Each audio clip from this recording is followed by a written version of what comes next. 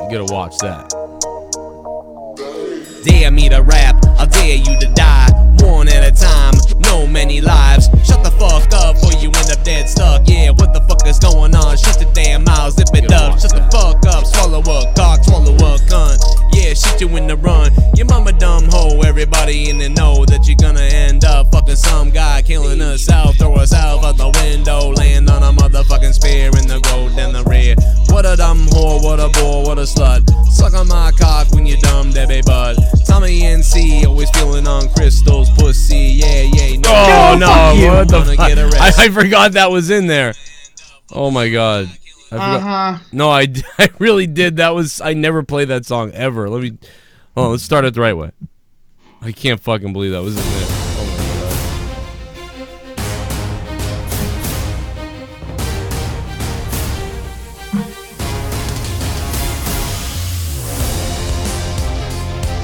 This is the Honestly Podcast.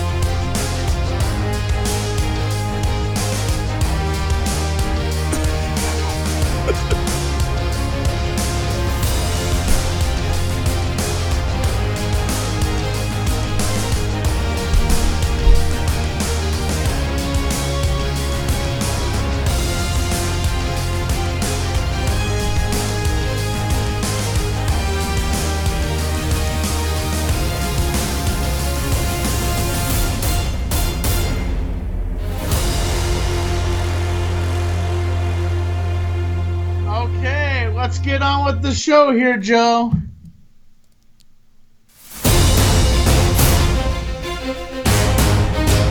Really, Joe? Come on, dude.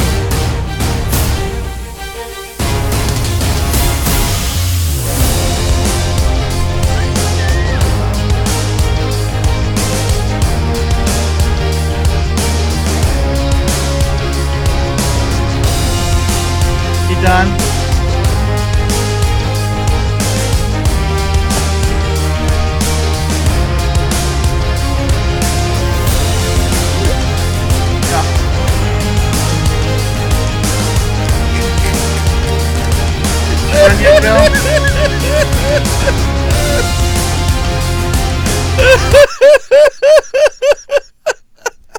Joe, you're some kind of special.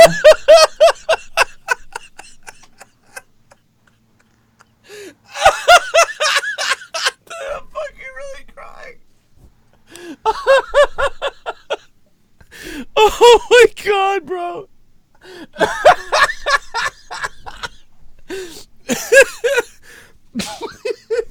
Oh my god, man. Whoever missed that opening is fucking gonna be pissed later. Oh my god, man. Clockwise. But in all seriousness, I think we really have to come together and say that, you know...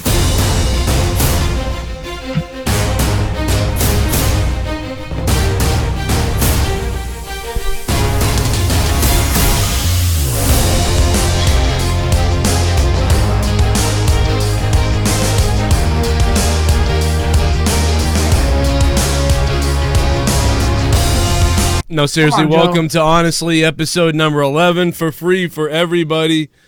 Today, obviously we normally do Honestly podcast on Patreon, so there's going to be another one coming up on Patreon later on. So look for that, Honestly, episode 12 coming to Patreon. And obviously, episode 10 is up on Patreon right now with me and Tommy. It came out, I think it was last week or something like that. And it was really good, man. Then we did a live one last week as well. So that was fun. So here we are trying out another live one to see how it goes. If all goes well, we'd ideally like to do a couple recorded ones for Patreon only and do one a month or so live, if possible. But we'll see how it goes and how it works out. I'm kind of out of breath from all that, to be honest. That was, was more intimidating. I mean, that's how out of shape I am. You know, it's like I'm really out of shape, and I know you are too, Tommy. Both of us, you know. Well, when I walk up my stairs, I live up on the third floor. So when after I get, when I walk up my stairs, I'm just like, okay, I'm not gonna stop. I walk all the way up my stairs, and halfway up to the top of my stairs, I'm like on the ground, just like. I am out of shape. I do admit I am out of shape. Yeah, no, I'm definitely out of shape. If that caused me like trouble just now, like there's clearly going to be a heart problem if I don't fix something. But I will say I've been doing really good. I've been eating really well this last week and a half to 2 weeks, and I've lost a couple pounds. What the fuck are you doing? I was doing what you were doing. Oh, dude, I wasn't doing anything like that. I don't know what the hell's wrong with you. I know, I'm kidding. Of course you. I know. Jesus. Man, no, I was doing what they do for the Joker. He was doing like this with it. Oh yeah. You know, you kind of look like you're wearing a Mickey Mouse hat. No, I'm wearing my. No, but I'm just saying, with your hat backwards and those earphones on, it looks like you were wearing a Mickey Mouse hat. Normally I don't wear a ball cap. You know, I'm the fedora guy. I like wearing the fedora, but when I go to like the fair or something like that, yeah. I'm gonna be going on. If I can fit on the ride, I can. I will, because I don't want to lose my hat and just hand it to the engineer and be like, "Can you hold this?" So I'll just wear like a ball cap that will fit nicely to my head if I go to the fair. Oh yeah, it's gonna be a good night at the fair. Do you feel you're gonna see any lovely ladies tonight at the fair, you think? And I'm really jealous of you because I love fairs.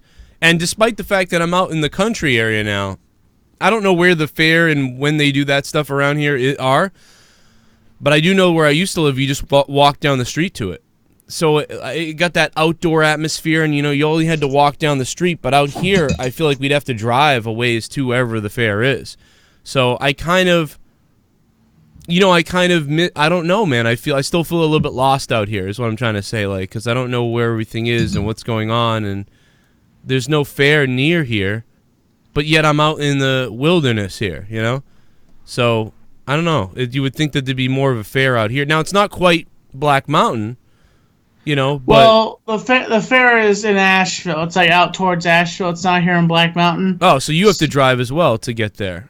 Yeah, I have to drive out to... okay. I'm going to hang out with Ashley tonight. Oh, wow. Wow. Well, there goes all the corn dogs. No, but you guys are going to have fun, I'm sure. It's going to be a good, nice night. Maybe it's going to be a nice night. What's the temperature going to be like? What the fuck you, is stop that? Calling me. I don't think the phone can hear you if you yell at it, Tommy. What's the weather? All right, well, while you're doing that... Hey, Google, what's the forecast for tonight?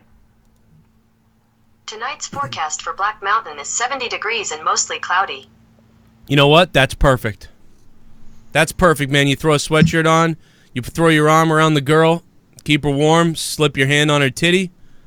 You're good to go, man. We're just friends. Oh, yeah, well, I was just thinking about what I would do, Oh, stop calling me. Like clockwise, I tell you what.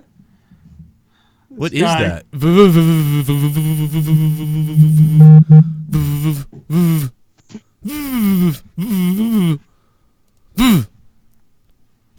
fuck this. Let's just go back to the news that we had earlier. Oh wait, no, I'm just kidding. Okay,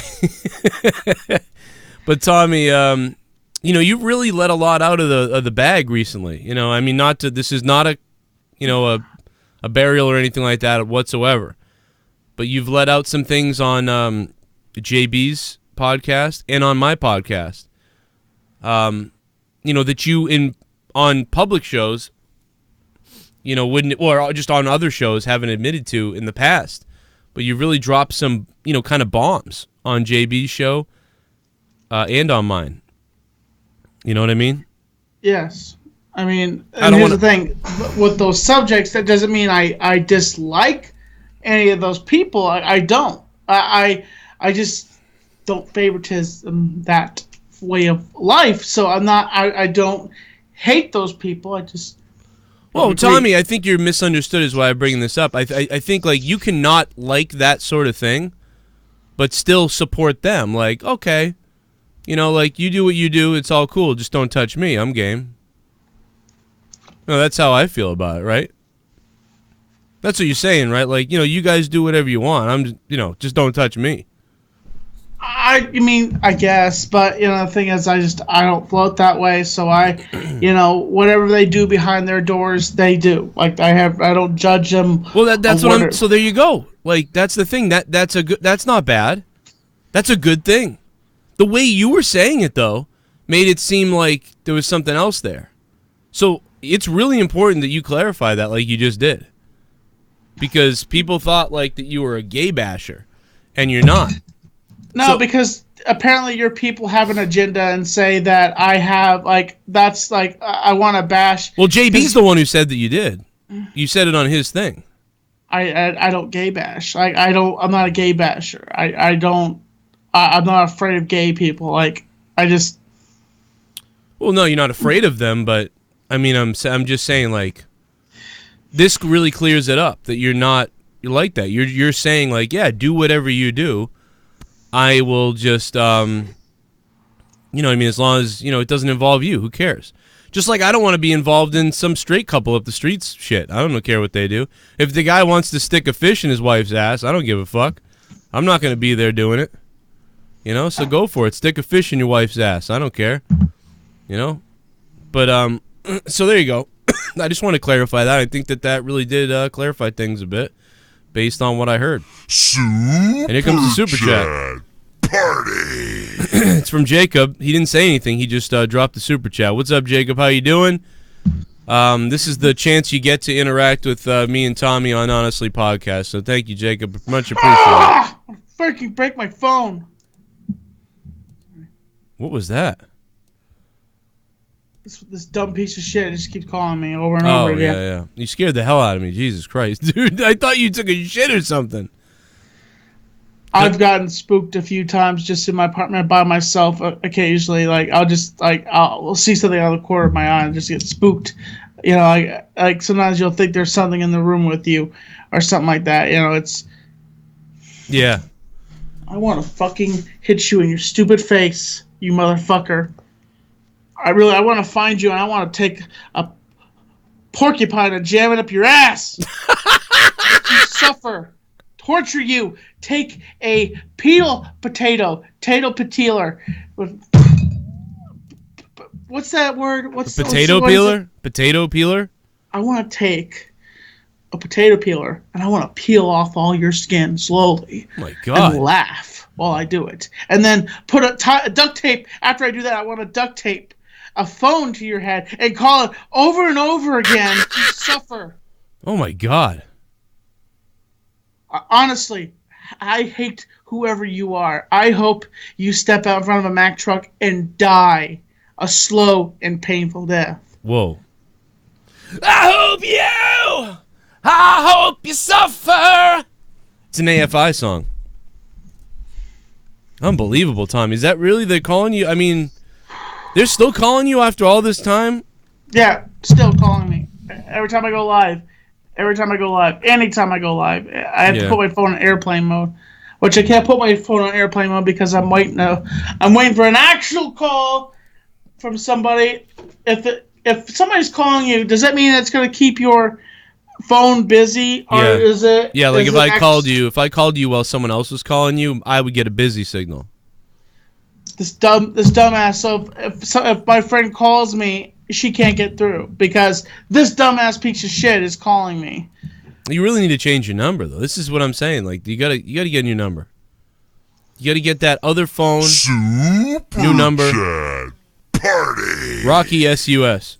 Does Tommy want to reveal the secret he has? Rocky is Super Ugly Show. What's up, Rocky? What secret? I don't have a secret. What secret do you have, Tommy? I don't have a secret. What, are you sure about that? Rocky says you do. Rocky says... Why does Rocky saying you have a secret? What is he talking about? I don't have any secrets. I'm always truthful, and I always tell the truth all the time. I mean, that's not true. I mean, I love you, Tommy, but come on. I mean, I don't tell the truth all the time.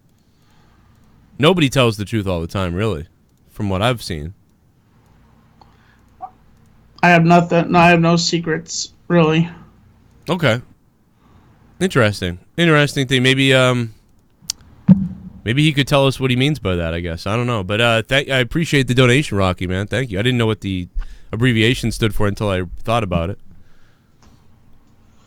Rocky, I appreciate that. If that's really Rocky, I don't know.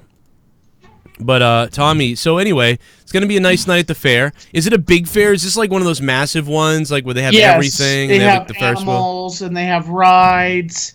All the fried foods you could ever want. Oh, great. That's going to be good for your arteries, yeah. I don't get the fried foods.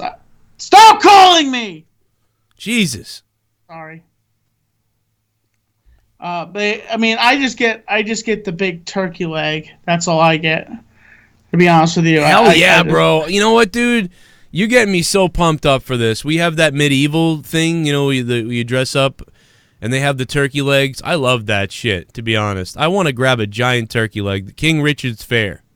It's awesome here in Massachusetts. And what's even better about that, Tommy, is it's not that far away from me now. Now I live near it. Like, I live near apple picking, and I live near King Richard's Fair. Get a new number, you fat fuck faggot. Oh, face my with rolling God. Eyes, face with rolling eyes. Jesus. What was that? Guileless Boy? Guileless Boy, thank you. Crystal, it's BRREDIMG time. Feed me her. Oh, my God. What the fuck, Goon? The Goon says it's breeding time. Imagine if you bred with Crystal. It's their friend, man. Come on. The Goon, thank you, Goon. And Guileless Boy? How do you say your name? I'm stupid. I have a goddamn GED. I'm a loser. I'm about 5 minutes away from probably losing a car and stabbing myself in the throat. So, like, you know, could you help me pronounce your name a little bit better? But Tommy, I do think the hat looks pretty good, man. I gotta say, that hat's looking pretty good. Yeah, my dad got it for me. Which dad? Got it from me around. He got it when we went. Just like, sorry. Which dad? My dad. Lives up here in North Carolina.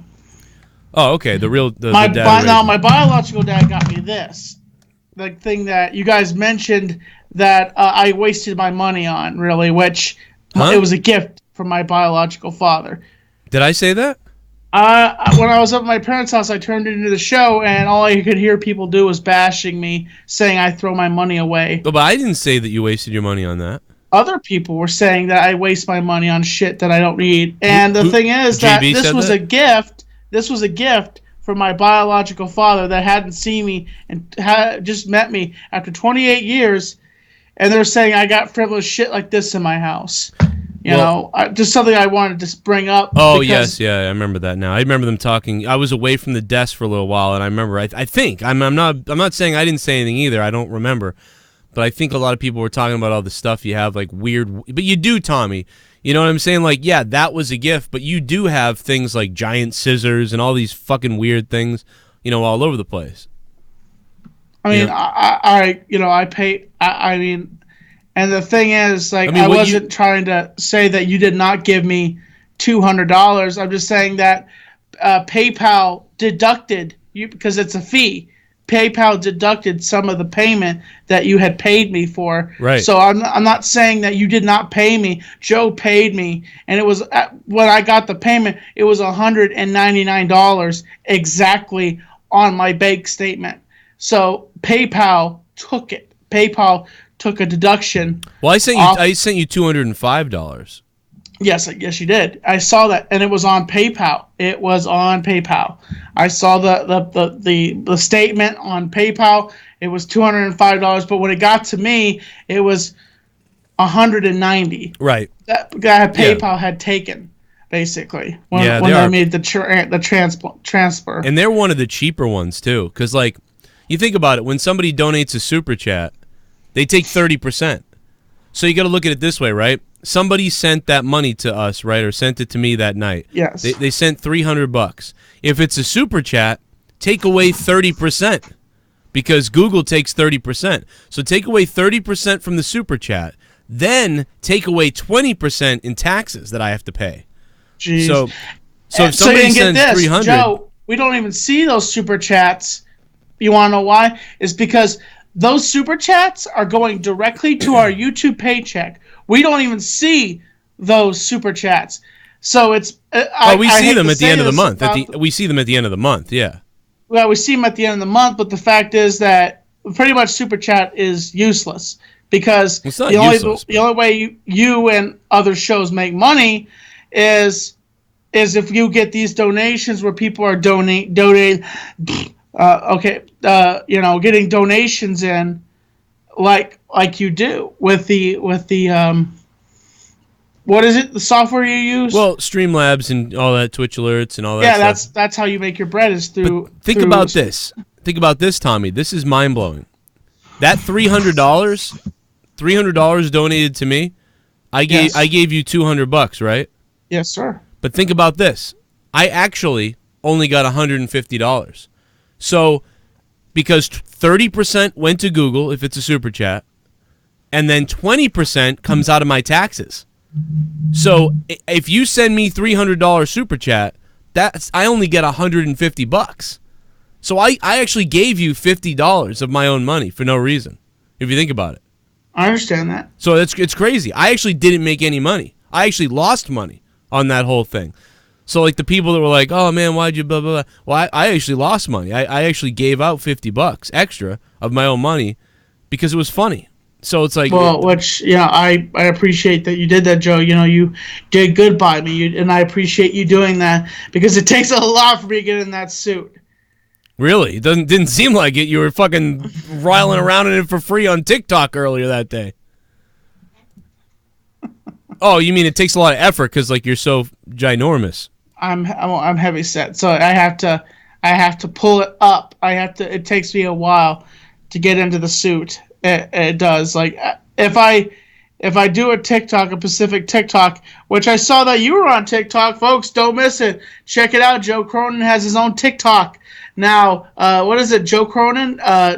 Joe Cronin at TikTok? Yeah, I think if you look up just probably Joe Cronin Show on TikTok, you'll probably find it. I really only made it so I could like basically make weird cringe videos and see all the young people on TikTok be like, "Ew, what the fuck is that?" That type of thing. One thing I gotta say that I do like TikTok. There are certain things about TikTok that I dislike. It's for kids. The people that go up to their parents and say, "Mom, if I get 1,000 likes, how many likes do I have to get a car?" You know what I say? Get a job! Jesus Christ. That's what I say to all you TikTokers out there that do that shit. That go up to your parents and say, "Excuse me, Mom, how many likes do I have to get on this TikTok for you to buy me a car? Or how many likes do I have to get on this TikTok to get you to buy me a phone? Get a job!" Wait, why do kids think that getting likes on TikTok means their parents will give them money? Well, I guess some of these TikTokers are actually making money. And I guess they're maybe pitching in to their parents to get as many likes as they get. They'll get a paycheck. I think some of these TikTokers are getting paid. So I think they're pitching in to say, "Hey, Mom, I got this many likes, and this is how much I got paid from TikTok. Can we go in half and buy a car?" But the thing is that, some of these kids are walking up to their parents. Like, It doesn't even look like they could support themselves. I'm like, come on, are you kidding me? Are some of these TikTokers that just walk into like coffee shops and say, okay, I want to pay for everybody that's behind me. I think that's interesting also. Yeah, that is very interesting. Now, I am going to open up the phone lines in a few minutes to everybody, so just hold off. I'll get you guys on the phone maybe in a few minutes if you'd like. I'm going to go to questions from Patreon as well. And I'm also going to have a little announcement that after Honestly's over, I will be going live with my WWE Night of Champions predictions. A lot of people were asking about that. That is happening. So just stick around, and I will have that going on after the Honestly podcast. So, Tommy, can you drink at the fair tonight? I think you can drink beer at the fair a little bit, right. But I don't know if there's if they push alcohol there or not. I can't remember if you can or not. But I don't like public drinking really. If I'm out publicly doing stuff, walking around, having a good time, Really? Oh, because you don't want to molest anybody. That's not true. Well, I mean, I wouldn't. You get a little handsy. Handsy-mansy. Yeah, exactly. That kind of creepy shit. Sorry. What was that? Nothing. Tommy, you got problems, bro. You get some problems. You're grunting and shit over your phone. You got to change the number. Tommy, you like audiobooks? I've listened to a few audiobooks in the past. Well, if anybody out there wants to listen to an audiobook, we have a free one for you. audibletrial.com/JCS. Go to audibletrial.com/JCS. You sign up for the 30-day free trial. It costs you nothing. You can cancel any point, and you get a free audiobook. You get a free goddamn audiobook. Over 500 of you guys used my link this week. I saw it on the tracking. And over 50 of you signed up to get the free audiobook because you get a free audiobook. audibletrial.com/JCS. Go check it out. Audible is back supporting the show. And, of course, patreon.com/Joe Cronin Show. And look at the hat on Tommy's head. Is that dirt or is it supposed to look like that? It's just supposed to look like that. Like you didn't bleach it. That's it's got this rustic look, right? Yeah, it's got a rustic look. Well, I have worked with it in the sun in the past. Okay, so it could just be regular wear on your hat right now. Yeah, it's been regular wear on my hat. Over the years, it's been in the sun. It's a black hat. I've always wanted to get a white with black words on it. White hat. It says Tommy NC 2010. Tommy. I mean, I think I prefer just to have Tommy NC 2010. My dad got this made for me after we went to. Me and him both went to. Vlogger fair together. After he saw how much. What Vlogger Fair was all about. And Tommy, I'm going to kill myself.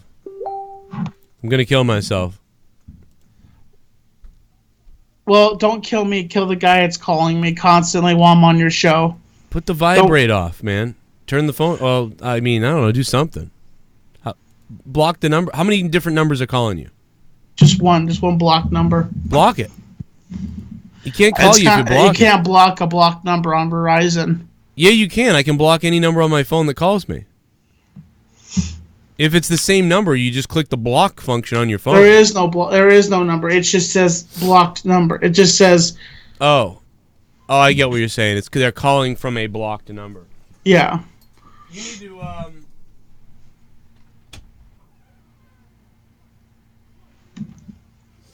need to You need to get a forwarding thing where you don't accept calls from blocked numbers. You can do that. Yeah, that's what I need to do. I need to have a program on my phone. If it's a blocked number, just have it that it doesn't even go through. Then I won't have to deal with that problem anymore. I'm about to have a cigarette, Tommy. I haven't had a cigarette in 4 days. I've been having one cigarette during a show for the last few weeks because that shocked me, John. It shocked me to see that you've become a smoker. I haven't become a smoker. I just once in a while I smoke a cigarette here. I'd like to smoke weed, but I don't have any, and I'm smoking the cigarette because if I get cancer, good. But anyway, when was? Did you ever pick up a smoke in your life?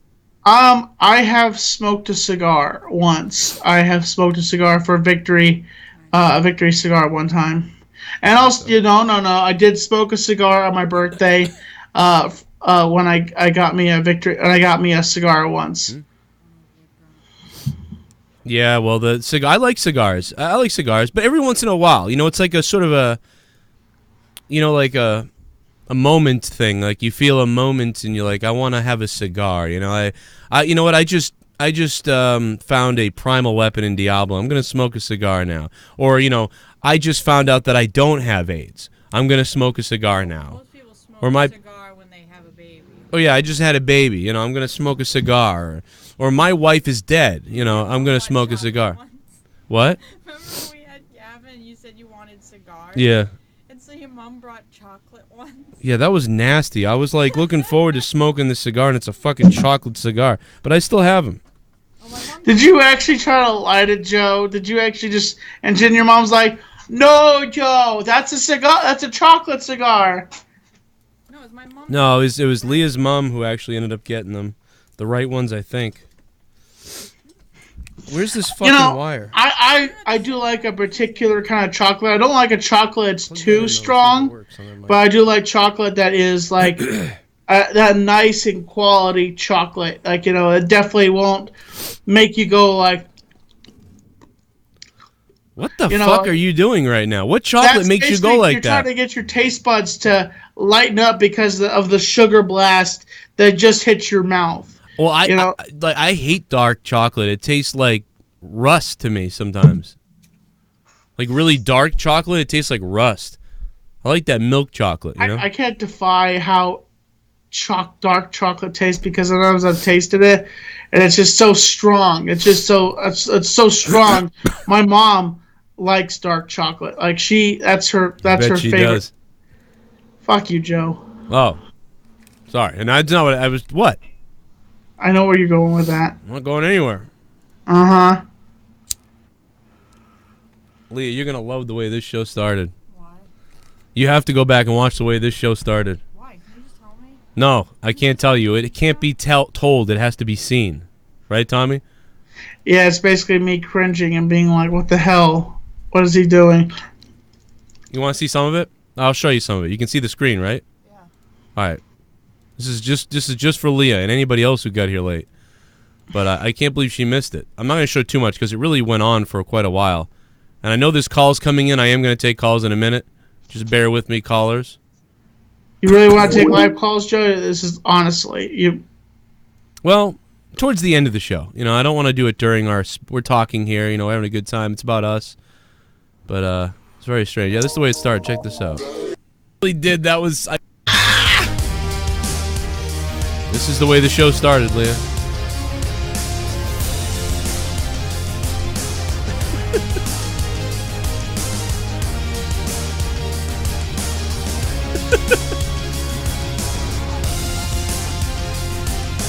Yeah, my desk is a makeshift desk right now.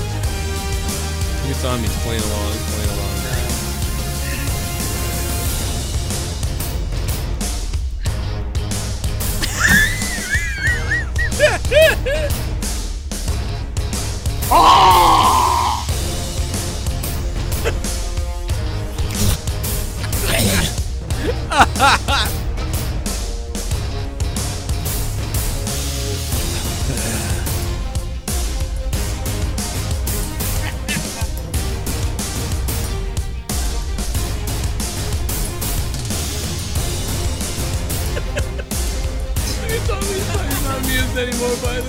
He's not amused anymore by this. He's free. He's starting to get upset.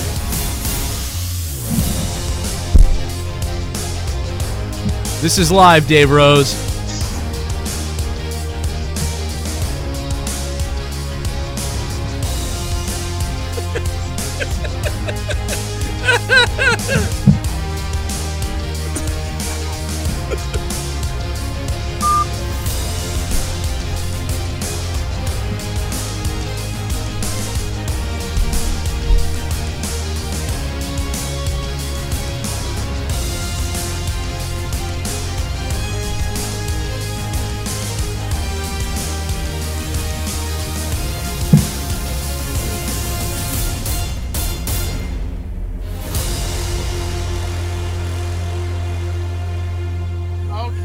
let's get on with the show here, Joe. Joe,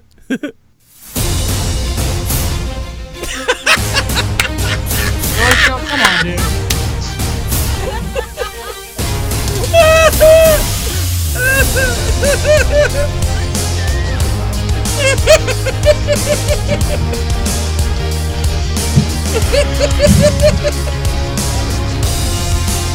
You done?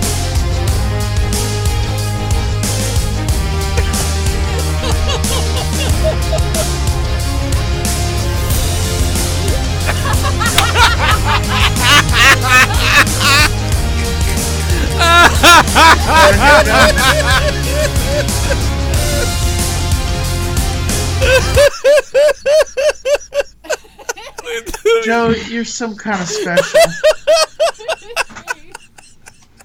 I really was like crying at that point. I'm fucking really crying. Oh my god, bro.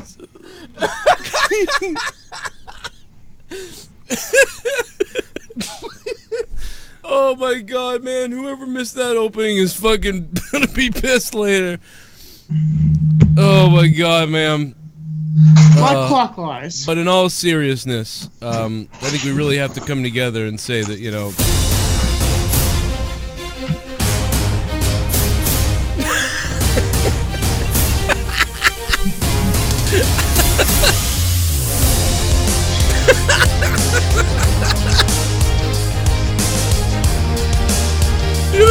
Look at that look! No, seriously, welcome to Honestly, episode number 11.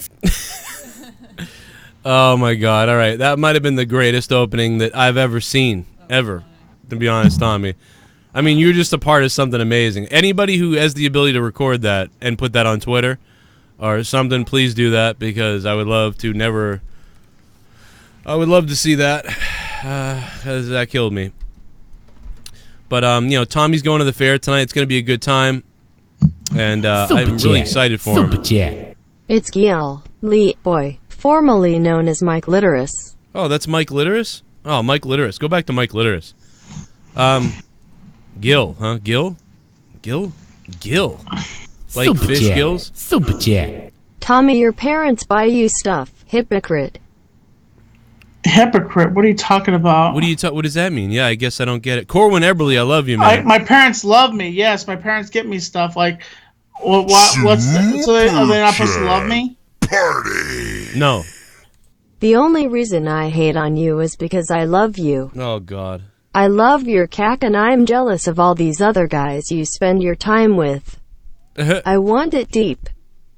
That's disgusting. But I like it. I'm in a weird sexual mood. Thanks, Scott. You psycho. Is he still here? Is he in here? He's donating now? He'll want the money back next week? No, I'm just kidding. When he turns into a psychopath again and be like, hey, bro, I want my money back, bro. Hey? I mean, are you confusing him with JD? I sometimes get the... It's like, I want you to admit that you're a liar, man. There you I want go. you to admit that you're a liar, and I want to expose you for what you are, man. Because the fact is that I'm the cake fucker, and I fuck a cake every time, you know? Yeah, there you go. Now you got it. Well, thank you, Reality. I appreciate the $5 Canadian. It is appreciated. Thank you, man. All right. Well, Tommy, what else is on your mind, man, today? Anything else that's been on your mind recently this week? You know, we're getting into the almost, you know, fall. It's fall time coming up. Halloween. I'm excited about that. Yee! Are you going to do that haunt stuff again this year and scare the shit out of people? Yeah, I'll talk to my guy and see if I can do some scaring, you know. You really like that, I think, right? Like, what if you scared somebody, and I'm not saying it'd be your fault, but like, what if you were there and you were doing your job and you scared somebody and so much that they died? Here's the thing. Here's what I say. I'm going to say this as a public announcement. If you have a heart condition or if you have any issues with your health, don't come to a haunt, okay? Because the thing is, if you're in for a scare, come for a scare. But if you have issues with the old ticker or have problems, don't come to a haunt. What if they don't know though? Like, what, I'm more betting towards like somebody who like has no idea they have an issue. Like they're just there. They're like, oh, so we're gonna get scared probably, and who knows what's gonna happen. And the next thing you know, you pop out, and they did want to scare, but you pop out, and you're like, ah! And they fucking, and then they go, oh, and then they just die. Like, I mean, would you like? Has that ever happened? Do you think that could happen? No, I don't think anybody has died at a haunt. I never heard of it, but you know, I'm a rookie. I guess I'm a rookie scarer. You know, I've worked a few times for the haunted farm. That's where I go in Hendersonville, because it's the #1 haunt in Western North Carolina. That's what they want me to advertise for them and say, you know, because that's what they are. They are people vote for them every year, and they get #1 haunt every year, and you know, they upgrade their stuff. They just really top of the line promos. They just released a promo recently on their YouTube channel at the Haunted Farm at YouTube, and it was really good. Really top value. You know, really good storyline. Just really good stuff. Like good promo. Yeah, I mean, I'll have to check it out because yeah, I think it's pretty cool, man. I think it's cool that you do that. It's a nice. I do like the fall. You know I always get this weird feeling in the fall, man. That's what I love about the seasons. That's why if we ever moved out of here, I don't know if I could deal with it. A lot of people calling the show. First caller, hello. Hello, caller. 10, 9, 8, 7, 6, 5, 4, 3, 2, 1. Hang up on him, Joe. Oh, I thought it was about to blow up or something. No, that was a countdown to give him so he would talk. If he didn't talk, just hang up on him. Well, they weren't there. Sorry, I had to hang up on you. We said hi to you, gave you a chance. I don't know who it was. Could have been anybody. It was an unknown caller, so you never know. But we've had a lot of unknown callers in the last couple weeks, but they've all been good calls. So, you know, a lot of times unknown callers are good. They just don't want to give out their number. You know, I get it. Let me just sip this strawberry here. All right, let's go to the Patreon questions on patreon.com/Joe Cronin Show. On my Patreon is where Honestly Podcast usually resides, but you guys are getting to hear it live today on the channel. And I don't know if we probably won't do another one of these live ones for a while. So, you know, make sure you keep wanting to hear me and Tommy's podcast that you check out the Patreon. It is in the big $10 tier. We have questions though. Guz617, my Bruins buddy. Are your Joker juices still flowing, Tommy? Also, why haven't you had Chester wear that green suit? I mean, Chester has his own Facebook, and he released some pictures. Somebody apparently stole his outfit, and that's what he was all left to wear at one point. There's actually a picture on his Facebook of him wearing that green screen suit. Oh, there is? Yes. Wow. So we that's only on Facebook. Yeah, it's only on Facebook. Chester doesn't have a Twitter. Well, he should. Get that guy a Twitter. That's where everybody's really looking, you know? Well, anyway. What's the next question we got here? We got Mike, our buddy Mike, who's, of course, this call sucks Mike. We all know Mike. Here I am, an SJW! Tommy, why are you negative on Joe's shows always? You always seem to keep positive on your channel.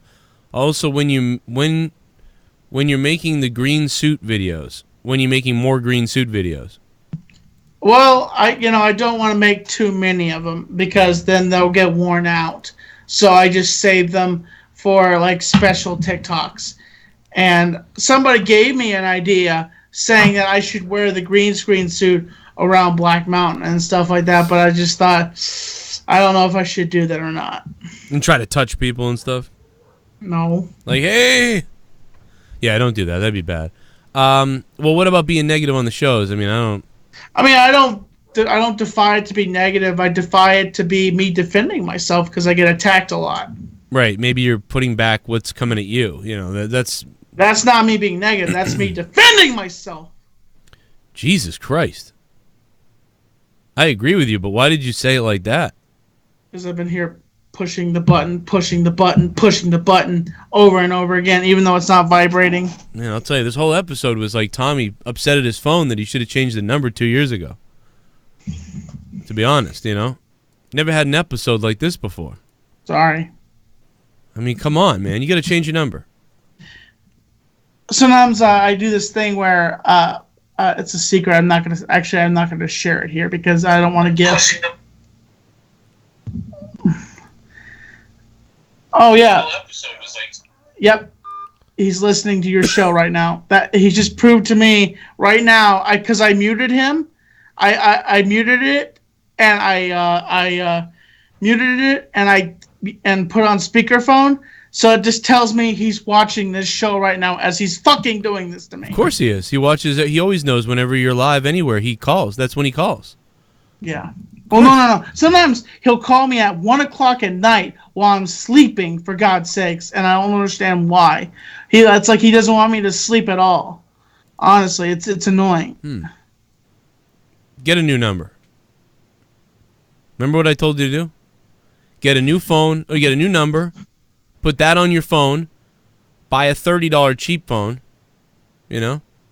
Yeah. Or keep your old number on hold or something. You know, I don't know. I don't know, man. It's just going to keep happening. Somebody has your number. I mean, I found your number in 2 seconds the other day. It's like, well, this is what the guy probably did, you know? It could be anybody. Yeah. Who the hell knows who it is? He probably wants to have sex with you. KN Spielberg says, is Daniel Tosh told you to cut off Joe's head like Count Dooku, how quickly would you do it, Tommy? I would not do it. I would not cut off Joe's head for any amount of money. If I killed Joe, Leah wouldn't have anything to sleep with. Yeah, she probably wouldn't care too much, though, really. She's a cold bitch.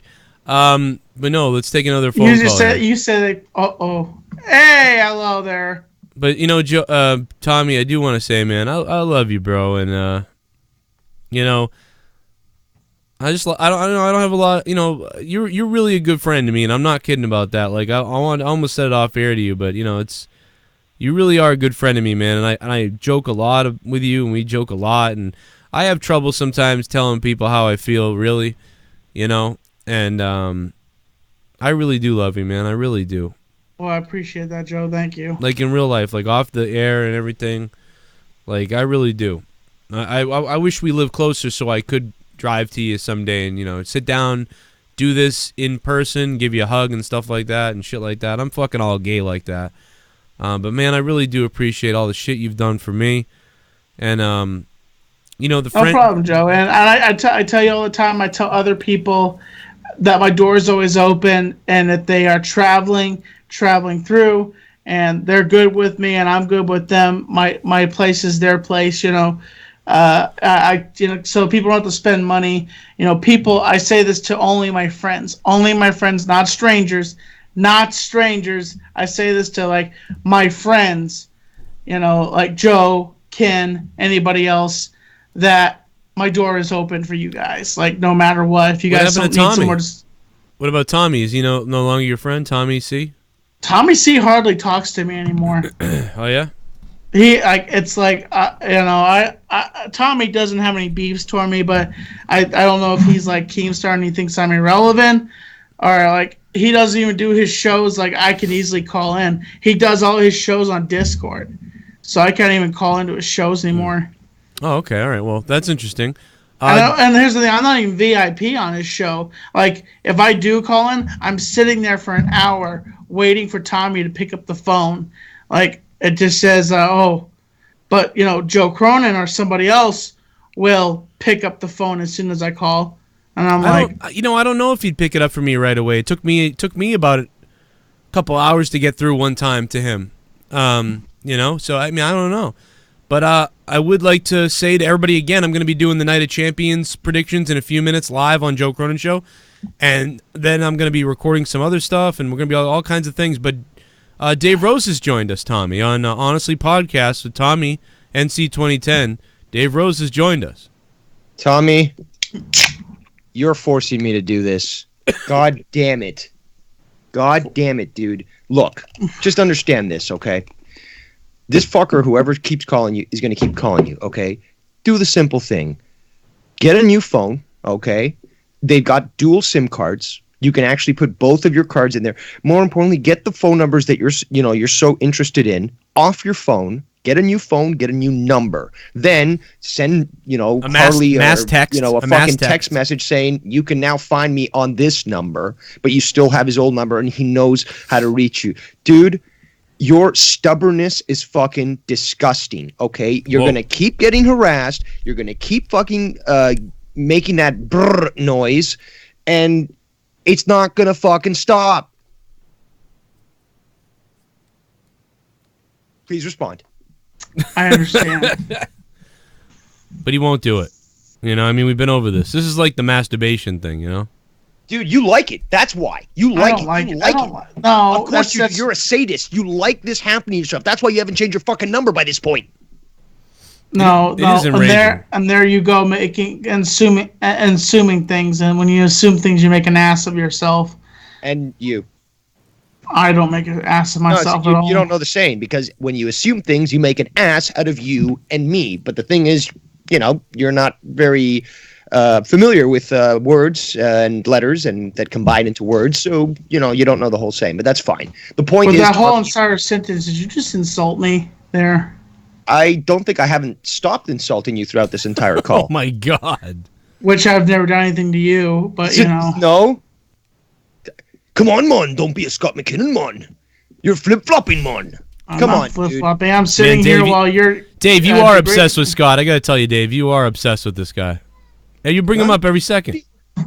Because it's funny to fucking trigger people, dude. Okay, so you know what? You don't want me to fucking do the impression no more? That's fine. I won't do the impression. I won't say his name, whatever. That's fine. But Tommy, seriously, dude, if you really want to stop suffering, and again, it's totally within your power, all you really need to do is get somebody to help you out with this. But save the phone numbers that you want so badly, okay?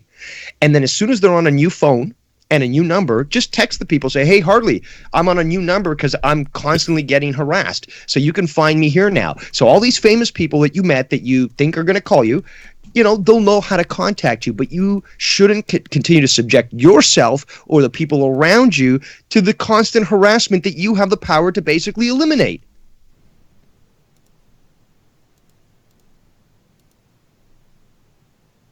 Yes. I understand. Okay. Yeah, I'm trying to help you out, dude, but it's just it's getting too much, man. I don't think he cares, Dave. No, he doesn't care. He's a glutton for punishment. He doesn't want to admit it, but he likes to suffer. So therefore, he's going to keep the number, and he's going to keep fucking interrupting your calls with the fucking brrr, brrr, and he's going to say, fuck you. No. Just stop, Tommy. Either fucking change your number or stop complaining that, you're getting harassed. Simple as that. It is one or the other, and I will say that, this was a weird episode because the whole thing was just fucking, every, 5 seconds was brrr, fucking, ah! Like, the guy really did kind of fuck up the show a little bit. I think he wanted to, though. I think he's happy. He's probably jerking off to this, to be honest. Because this is better than what he wanted, They love me. They really, really love me. Well, I told you, one of the only two things you can do is change the number. That way you don't have this number anymore, and you can let the other one die, or you can go ahead and completely no-sell the guy like you don't have it anymore, Exactly. But as they say, music soothes the savage beast, and I could really use Monica to call in and sing with her beautiful voice, because, Tommy, you rile me up like fucking... With that phone thing, you get me. Which is probably the plan all along. No. Okay, you are very talkative today. Well, actually, you were very talkative until I came onto the call, but... Thanks for your opinion. Have a great day, Dave Rose. Oh, so you tell me to fuck off? If you want to take it that way, you can take it that way. I didn't say anything any other way. I just... No. Okay, pull a Ricky and say, make like a tree. Come on. Do it. Who's Ricky? Ricky Julian Bubbles? Make like a tree and fuck off? I guess. Make like a tree and fuck off. I heard what he had to say, and so thank you for your advice. You there, Joe?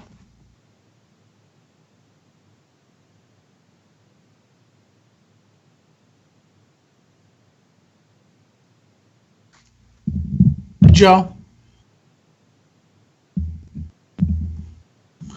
Sorry, my microphone got knocked out, but my kid came in the room. What happened to Dave? He hung up. Oh, okay. Well, thank you, Devious Dave Rose, for the call. We're going to be working on Final Frontier News on Patreon, just like, Honestly. This is Honestly episode 11. Honestly, episode 12 will be on the Patreon, so look for that, everybody. Let's see else. We got more questions from people. People really want to talk to us. Tony, these are all from Patreon. Tony Diesel, Tommy, did you have plans to seduce Joe during Mania weekend in Florida, only for JD to foil them? No, I had no plan in that. I had no plan in seducing Joe. I would never try to seduce Joe. I'm not a pervert like that. Well, I wish he... Yeah, I mean, I don't think Tommy's a pervert. Guz617 says, Tommy ever pulled out the ruler to measure your cock? We talked about that before. No, don't really do that kind of shit. No? Nope. I've measured mine probably like 5-7 times. I don't know. Over the years, just messed around. I've gotten anywhere between 5.5 to 7. It's pretty fun measuring it. Kissy Logan, have you ever heard of Chris Chan, and what's your thoughts of him? No, I don't think I've ever heard of him. Never heard of him. I have no idea who that is. His last name is Chan, though, so he's definitely maybe Asian. If you want a good laugh, Joe, you should give David Dobrik a chance to check out some of his videos. He's pretty funny. What does he do? He is he's a vlogger. What does he vlog? He does 420 videos with his friends, and he lives out in LA. Is he gonna attack me if I fucking play a clip of his show? I don't think so. No. A lot of people talk about him all the time. He's the hottest sensation right now on YouTube. Looks like a fucking one of those girly type guys who just wants. He's the better version of Logan Paul. Is there really a better version of Logan Paul? Well, I would describe David Dobrik to be the better version of like a squad of people that are a group or together and that shoot videos together that have a group, because their group is the Vlog Squad. Oh God, I'm already irritated by this guy. I'm looking at his videos. I'm already aggravated. I mean, I don't know, different people take it a different way, but his videos are addictive when you watch them because they're all 420. What is all of his videos are just 420, and that's how you get so addicted by them. I see. Okay. Now I get it. Yeah, all his videos are 4 minutes and 20 seconds long. That's funny. Yep, and he's done some videos with Trisha Paytas that apparently she's not talking with him anymore. She's tried to expose him multiple times now. Well, Trisha Paytas is a giant whore. What else we got? Oh, a little bit of the bubbly. That's it. Want some bubbly? Look at this stuff. A little bit of the bubbly. Tommy sticks quarters in his ass, but when asked about measuring his dick he says, and I quote, "I don't do that shit, ha ha ha, I'm dead, skull, skull, skull." That is weird that Tommy offered up and admitted that he put quarters in his ass, but he doesn't measure his dick. Like, I don't do that. Tommy, that is weird. When it comes to your dick, you go, I don't do that shit, measuring my dick, but I'll stuff quarters in my ass. It was one time when I was a kid, and you guys hold it over my head all the time. Fuck all you guys. But Tommy, the point is that that's so weird. It was a joke. I was trying to be shock jockey like you guys, but now every single time you guys hold it over my... You didn't stuff quarters in your ass? As one time when I was a kid. That's not a joke then. That's not a joke. You actually stuffed quarters in your ass. So like it was one. Okay, it was one. It was not multiple quarters. It was one. I guess my point is just taking a measuring thing and being like, how long's my dick is like a very normal thing. Putting quarters in your ass isn't. So why is it so shocking to be like, oh, did you ever measure your dick? And you're like, I don't do that shit. But you shove quarters in your ass? I'm just not going to say anything anymore, shock jockish, anymore on these shows anymore because I get it held over my head. I don't want to hold it over your head. I'm just saying it's just the comparison is interesting. You don't find that, you know what I mean? You see what I'm saying, right? I was just trying to be funny like you guys, but then I guess funny. It is funny. It's just I think it's when, you know, we're like, hey, you ever measure your dick? I've measured my dick like 5 times. Yeah, hey, you ever measure your dick, Tommy? I don't do that shit. So when you say I don't do that shit, and like treat it like it's crazy that someone would measure their dick, then what happens is people go, but wait a minute, he shoved quarters in his ass. So that's what I'm saying. Like, that double standard, like, freaks people out. You know what I'm saying? Like, that's all I'm saying. But the older guy right there, that's Jason Nash. He's a comedian, and David found him in a comedy club and said, hey, you want to come work with me and be in my videos? And so now, ever since then, Jason's been working with David, making videos now. He actually dated Trisha for a while, but then they broke up. This older guy right here? Yeah, that's Jason Nash. Yeah, they're fucking. Like, this guy's trying to rape him. That's not true. I'm just saying, this seems weird. Well, everybody says that David looks like a lesbian. That's what everybody says. Yeah, because he's probably gay and wants to be inside this guy. Like, I mean, I'm saying, like, really, this guy's older than me. This guy's hanging out with some dude older than me. This is weird. I once was invisible too. Trisha, I can't believe you like Chick-fil-A.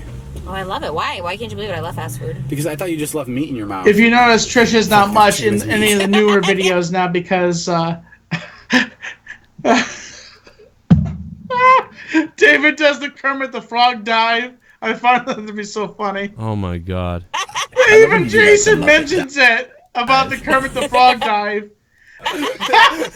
David's joke doesn't work. He's like, turns up the fucking Kermit the Frog. I can watch these videos for hours and hours and hours. That guy wants to fuck him. It's so funny and random, you know? That guy wants to bang him. In fact, I think all these guys might be gay. Don't be. I have to make an Instagram story. No, I don't think so. No, I really think he's gay. I'm not. I mean, it's not a big deal. It's just I'm saying I think he's definitely gay. This is not a man. Like, is what I'm saying. 5'10". Yeah, this is very weird. You know, he's. I don't know what. I can't remember what his net worth is exactly right now. Let me see here. I just want. Let's see. Hey Google, what's David Dobrik's net worth? Yeah, this guy likes dick. 17 million is his net worth. 7 million would be David's net worth. Wow, that's I want to throw up on myself. Trisha Paytas is a big heifer. Well, she's not. She's lost weight. You know, if you notice, if you keep up with her Instagram, she's lost weight. She's not a heifer. Okay. She does look like Miss Piggy a bit, though. I seriously doubt that she looks like Miss Piggy. I think she looks like Miss Piggy. Trisha Paytas, Miss Piggy. I bet you there's already pictures out with her like looking like it. Let me see. So yeah, here we go. Yeah, Trisha Paytas and Miss Piggy. Let's see. Shit. All right, here we go. Now holler video. Just a second, Joe. Hold on. All right.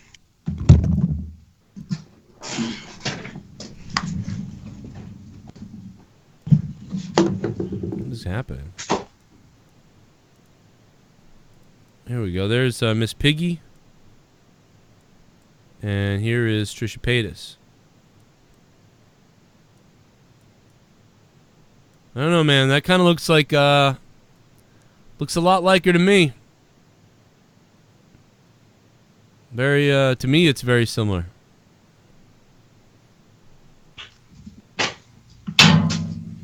Jesus.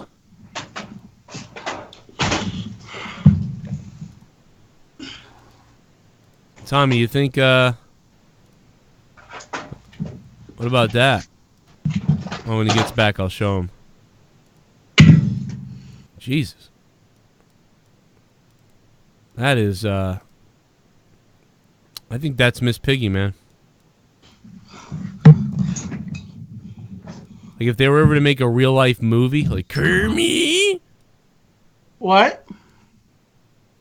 Trisha Paytas is like the real Miss Piggy. I seriously doubt. I don't see any comparisons. Take a look. I can't see it. I don't know. I can't see it. Really? Nah, I can't see it. Well, you're blind. No, I'm just kidding. I don't know. All right.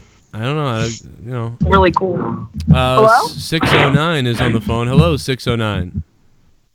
Hi, this is Cassidy Rojas. Oh, Rojas' sister. Yes, sir. All right. Well, let me tell you something. You were able to drink, right? You're 22? Yes, sir.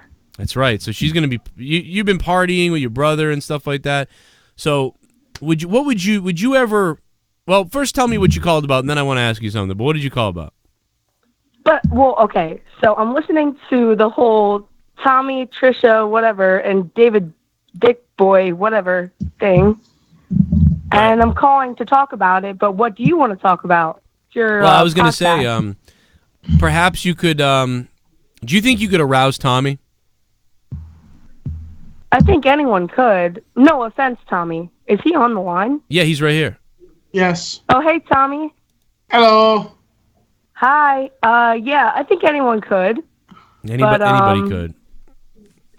Anyways, what's the point of that question? Well, I guess I was trying to see if maybe you could, sort of express those... No, Joe, don't try that shit. Don't have her do an orgasm in front of me. Fuck this, Joe. No, don't do that. Yeah, why don't you show Tommy what it might be like a night with you? Joe, stop. I'm gonna stop you there. That's not gonna happen. All right, we'll do it. Let's emotional stuff like this or that kind of stuff. I don't like putting out on. Emotional. Wait, Tommy, are you emotional right now? No, romantic stuff. And that I don't think anyone's emotional. Yeah, I mean nobody's emotional right now. I'm just saying, maybe her. I want to get a feel for like her orgasm to see if it, does anything for you or me. Maybe it might do something for me. To be honest, I mean I'm curious. I was just really wait, what? Why don't you give us your best orgasm? Like, or give us a sample. Maybe not your best. I don't really want to. Oh, okay. So she doesn't even want to tell me. Well, I mean, no offense. I mean, my brother kind of is like the biggest fan of you. I don't want to be on a podcast saying like this is my type of orgasm. That's kind of over the top, if you understand. Wow, I didn't think a Rojas could go over the top. But let me tell you this. I think, Tommy, would you, like, privately, like, would you, anyway, Tommy, would you satisfy a woman privately? Like, I mean, yes or no? Like, would you think you would take care of a girl? Yes, I think I'd be a good husband to a woman, I don't think he asked. Wait, did you ask if he could be a good husband or No, it's not about being a husband. Yeah, do you think you could sleep with a woman and she'd be like, you know what? Hell yeah, that was great. I had to join this call Joe. back. Like, that's so weird. I had to join this call again because Ms. Rojas, your voice is quite sexy. Jesus. I'm not too sure what the issue is with me, but David Rose, the hornball, calls in. How old are you, by the way? May I ask? Who? David Rose? How old are you, David Rose? No, I think he's actually, creating a faux pas and asking your age, even though you had already just said it. So. Yeah, Tommy. Second time I'm telling you, I'm 22. Okay. I was trying to see if he was hitting on an underage woman. Wow. No. Wow, he really wanted to nail you, Dave. He really wanted to nail you, Dave. I could do so much with that, but you know what? Wow. Let's just let it lie. I mean, Tommy, she just said she was 22. I was making sure. I didn't hear that part. I didn't hear that when she projected that. I didn't hear that. No, I asked her if she was of age to drink because I knew she was like 20 something, but I was wondering if she was able to drink at bars and stuff like that. So here's my question to the sister of Luke Rojas. What's your name? What the hell's your name again so I don't fuck up your name every time you call? Cassidy, that's right. Damn it, I always fucking forget. Cassidy. That's a nice name. I mean, it's a very lowy name. Shut up, Tommy. No, but what? So I remember when I turned 21 and everything. So is there a difference? Do you go out? Do you do the thing that I used to do, where you kind of go out to the bars or the clubs now because you're old enough and it's kind of weird? Actually, if you want to know the honest truth, not to sound depressing, but I like to sit by myself and drink a shit ton and just like hang at my house. I'm in that particular kind of person. Also, I drink by myself. I think you are, Tommy, because of no offense, but because of the things I've watched. That when you throw up all over the place and you enjoy it, I don't enjoy throwing up on myself. What are you talking about? Even Crystal said she had to clean your clothes. I'm just saying. I'm not trying to offend you, Tommy, because I think you're pretty chill. Besides thinking that. Wait, what? Is he not like 4 gay people? Oh my gosh, drop it. I don't want to talk about it. Okay, we'll drop it. We'll drop it. No, we won't. But no one will. Oh my god, man. Man, Anyways, both the Rojas's are hilarious. Thank you very much. Are you related to Isaac Rojas? I don't even know who that is. No. Yeah, everyone with the last name Rojas, they're all related. They're all related to Isaac. Very racist, Tommy. That's not racist. Just ask you if you were related to a particular person. That's not racist. And also, the other thing, I want to call somebody out, because the other day I made a tweet about a fictional monster, Godzilla, and I said Godzilla is the king of monsters, and he can destroy King Kong because, he's the king of the monsters. Somebody pointed out, Tommy, you like Godzilla because you're racist, because you think King Kong represents a black man. And then I realized something. I said, wait a second, you're the racist one because you just compared a black man to an ape. So you're the racist one. I know, man. That's what I was saying you said that on the last podcast, and I said, yeah. That guy. Yeah, you said that on episode 10. Oh, my bad. I'm sorry. I don't know if I had mentioned that. No, but no, that's what I said, because it was like the guy called you racist. But he said you're racist because you like Godzilla and you don't like King Kong because he looks like a black guy. But he's racist for thinking King Kong looks like a black guy. Yeah, I remember that. It's fucking weird. People are weird, man. That was some strange shit. Very strange, yeah. That is weird. That is strange. That guy was trolling you, though, and he's retarded. He's a retard who trolled you. That's what happened. But anyway, so you drink it alone at home. I drank alone a lot myself too. But I also went out and was looking for women and shenanigans for a couple of years. So, but evil shenanigans. Didn't it ever get you in like any type of trouble or? No.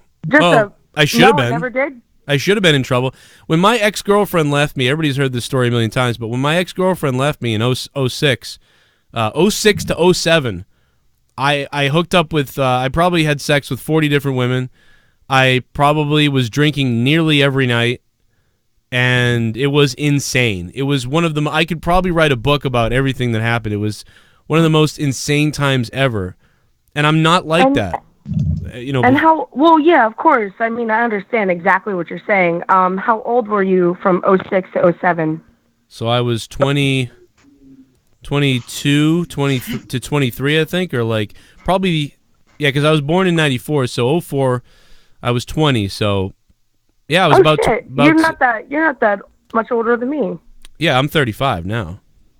Oh, cool. So look at you. You're doing everything for yourself, and you had your fuck-up times that were probably a lot of fun, but now you're on this awesome shit. Like, you have your own podcast. Like, what, over 50,000 subscribers? I'm just guessing. It's like 66 now, actually. But, yeah, you know what happened is I met Leah. Like, when I met Leah in late 07, and then over the next couple of years, I toned down the drinking, and I had my kid, and yeah, it's not a joke. It saved my life. I'm pretty sure I should be dead. I would be dead if I had not, because I mean, I'm telling you, I was going out with I was a lot better looking. I don't look like a pedo hermit like I do now, but like some of the girls were mega hot, like, and I didn't want to see anybody again. I didn't want to. You know what I mean? I didn't want to marry anybody, nothing. And then I saw Leah, and when I saw Leah, I like fell into this like crazy zone. Like, it was weird, and I passed up multiple other girls, so it's weird. Well, have you ever loved someone so much as you love her? No. I mean, probably not. Probably not. Yeah, probably not. If you're saying that your life is completely like not fixed but changed for the better, it's definitely true love, and I'm proud of you. Good job, dude. Crazy, man. It is crazy. I went from I really liked my ex-girlfriend, so that fucked me up bad, but when I look back on it now, she kind of was a shitty person, you know what I mean? And I was like kind of like just in weird like post high school love with her or something like that, and I just was like, oh, my world's over, you know, and it wasn't. It ended up not being, but it was close. I should be dead. Like, I mean, it was crazy. No, I understand. I didn't mean to cut you off. If I could talk about something for like 2 seconds. Yeah. If that's cool. Yeah. 2 days ago, I went to the hospital for hypothermia, alcohol abuse, and elevated CK. And so I'm going through a lot, you know, and my whole family is going through a lot because of me. And I understand it's hard. Alcoholism is not a joke. So I want to congratulate you for being so like I don't know. Right now you're so you progress so much and you're enthusiastic and you're like everything's going good for you. And like I just want to say like good fucking job, dude. You're a big role model to me. And thank God my brother like introduced me to you because like you're a huge role model and good job, dude. All I can say is like it really does at some point it can get better at some point. You think that like it's really like, oh, this is like never gonna get better, like I'm fucked, like this is all whatever. And that's why it's like important to like, yeah, like you can have a little bit of self-loathing and you can have a little bit of, you know, I'm down right now and have a little bit of whatever, but like never do anything that tips the scale too far because at some point you're never going to hit, you're going to miss the part where things got better. And it's like if you end shit on a low note, that sucks because at some point there'll be a high note that comes along, whether it's 5 years or 15 years, at some point you'll hit your high note. I've seen people who hit their happiness at like 45. And it's like, can you imagine like you're at 45 and they're like, I can't believe I'm here.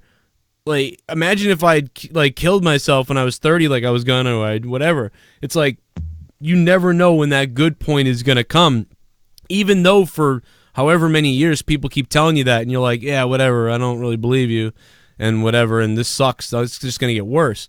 But at some point, right, you're gonna get that, whenever that comes, whenever the good part comes back, you're gonna be like, shit, holy shit, like what was I thinking? That's what I think now. Like, what was I thinking? Driving drunk a couple times. What was I, you know, I had alcohol poisoning. I was in bed for 4 days straight. My buddy fucking fed me. My buddy went outside to my grill, cooked food, brought it up to me. I would barely be able to get to the bathroom. I would come back and lay back down in the bed again, all because I had alcohol poisoning and I never went to the hospital, which I should have probably. Wow. But it was nuts. So you never... I'm sorry, I mean, I keep cutting you off. Continue. No, sorry. it's that was it really. I was in bed and I had alcohol poisoning, no doubt. I was shivering. I've never felt anything like that ever in my life. And yeah, and my buddy did take care of me, but it was like fucking crazy. And it was all from drinking because I probably drank a bottle of tequila and then another bottle of that Pucker's sugar shit. And then I drank beers all night and then I did vodka shots, and yeah, it was. I woke up 18 hours later, like it was insane, and I wasn't really like that before. I had some depression, but I wasn't like that, and so yeah, you hit your rock bottom. It sounds like, and yeah. I'll tell you, my rock bottom actually came. I've already told this story, but it came actually with Leah. To be honest, even though Leah. I stopped drinking like I was drinking. Every once in a while when I was with Leah the first 2 years when she was pregnant with Gavin, what happened was every once in a while I would still go into the habit of I'm going out to a club to drink and I get too drunk. And one night I got so drunk I broke a bottle in a bar and the bartender tried to fight me outside. People heard the story already a million times, but the bottom line is he threw me through a car window and I was like, what am I going to And by the way, I never got into fights. I'm never that guy. I'm not a mean, drunk, crazy. But that night, I did, for some reason I was. And I'll tell you, I was like, what am I going to die in a bar fight? Like a dad? Like leave my kid fatherless in a bar fight? My dad died when I was 8. This is all I've ever wanted, is to be a dad. What the fuck am I doing out at bars? And so that night, 2010, was the last night for a long time that I really went out drinking ever. And I stopped drinking at that point for like 8 months. I didn't drink anything. It was crazy. And now I just, drink on the show a little bit and things like that, but it's nowhere like it was. So yeah, that was actually the rock bottom, thinking about my kid. Like, what if some guy goes nuts at a bar and stabs me? Like, just what am I doing out at bars? And that was it. And I got to say, good for you, Cassidy, not only for, recognizing your situation, but actually making the effort to better it. And it takes a lot of strength to look in the mirror and see where you can improve. And it's hard for a lot of us. Actually, it's hard for everyone. But, the fact that, you took that first step, is very commendable. So good for you. Thank you very much. Thank you very much. And I'm very proud of you. I don't even know you that much, but fucking fantastic, dude. And I don't mean to switch the subject up, but I like to try to make things with like that are, this is not negative, but I like to put comedy in things. I don't think that Trisha looks like Miss Piggy. Yeah. Okay. I mean, I don't know. It is a mean thing. It is a mean thing. But I think she's really cool, and I think David Dordick is a piece of shit. So why do you say David's a piece of shit? He's nothing but... Because he has his friends. Like, look, I will be totally honest. Like, sometimes I would wake up in the morning and watch his Facebook videos or YouTube videos, and they would make me happy because he cuts at certain points that make it look like his life is like perfect, but it's not. And even Trisha said all this shit that he talked about her. She went to the hospital because she had such bad mental problems. She tried to kill herself, and she told David told his friend Jason, his best friend. Tommy, Jason, do you know who Jason is? Yeah, Jason Nash, yes. Yeah, so he told Jason, oh, don't fuck with her because she has problems and she's a piece of shit and blah, blah, blah. But, like, that's really fucked up. And, like, all of David's friends were like, oh, she's suicidal and, fuck suicidal people. Like, why would they say something like that? Or something along the lines of that. Like, oh, she was in a mental hospital, so, like, don't pay attention to her. Like, and also, like, what me and Joe just talked about, like, drug abuse and alcoholism has a lot to do with mental problems. So the fact that, like, Jason is, like, along the lines of being such a dick about Trisha, like, okay, whatever, she looks like Miss Piggy, who gives a shit? Like, she has problems just like every other person. She definitely has some problems, yeah. Right, and they shouldn't hate on her and, like, cut her out of the group just because she has problems. Yeah, I mean, you don't just let someone go when they have problems. You try to help them. Like, I mean, it's okay. I'm making fun of her, but I don't know her, so whatever. But it's like if she was in a group. Yeah, I know that. I wasn't really coming at you at that. I know, but they're horrible friends. Like, oh, just fucking cut her loose because we got to make money on YouTube, so cut her loose. Exactly. Yeah. I gotta say, with Trish and some of the original vlogs, I thought was funny with some of the stuff she would say in the vlogs. I thought she added some awesome, funny entertainment to the vlogs. Well, yeah, she's funny and she's horny, so what guy doesn't like that? I mean... Yeah. Now, Cassidy, a lot of people in the chat really love to hear you talk, and they're actually saying that they want to hear more of you and have you on, like, more of Joe's shows. Apparently, some people are saying more Cassidy and less of Luke. I think they're both good. Oh, no, Luke is really... Luke is great. But I understand. He's young, and I'm more... I'm just saying he's young, and I'm more experienced, and I have more... Like, but I know, Joe, like, your show is, like, WWE, like, funny things. Like, I don't want to be negative, but I'm trying to be more, like, tell people how it really is. Like, things can be funny, but sometimes they're really not. Yeah, that's true. Things, I can joke about whatever the fuck I want, but sometimes it hits home for a lot of people. Oh yeah, no, it does. It's crazy, and there's some fucking crazy shit out there. Like people don't even know. Like the emails I get emails from people who are like suicidal, who are like suffering through a disease. You know, people's girlfriends left them recently. Like there's a lot. I mean, I'm not trying to. Anybody who does this gets these emails. Like people know what I'm talking about.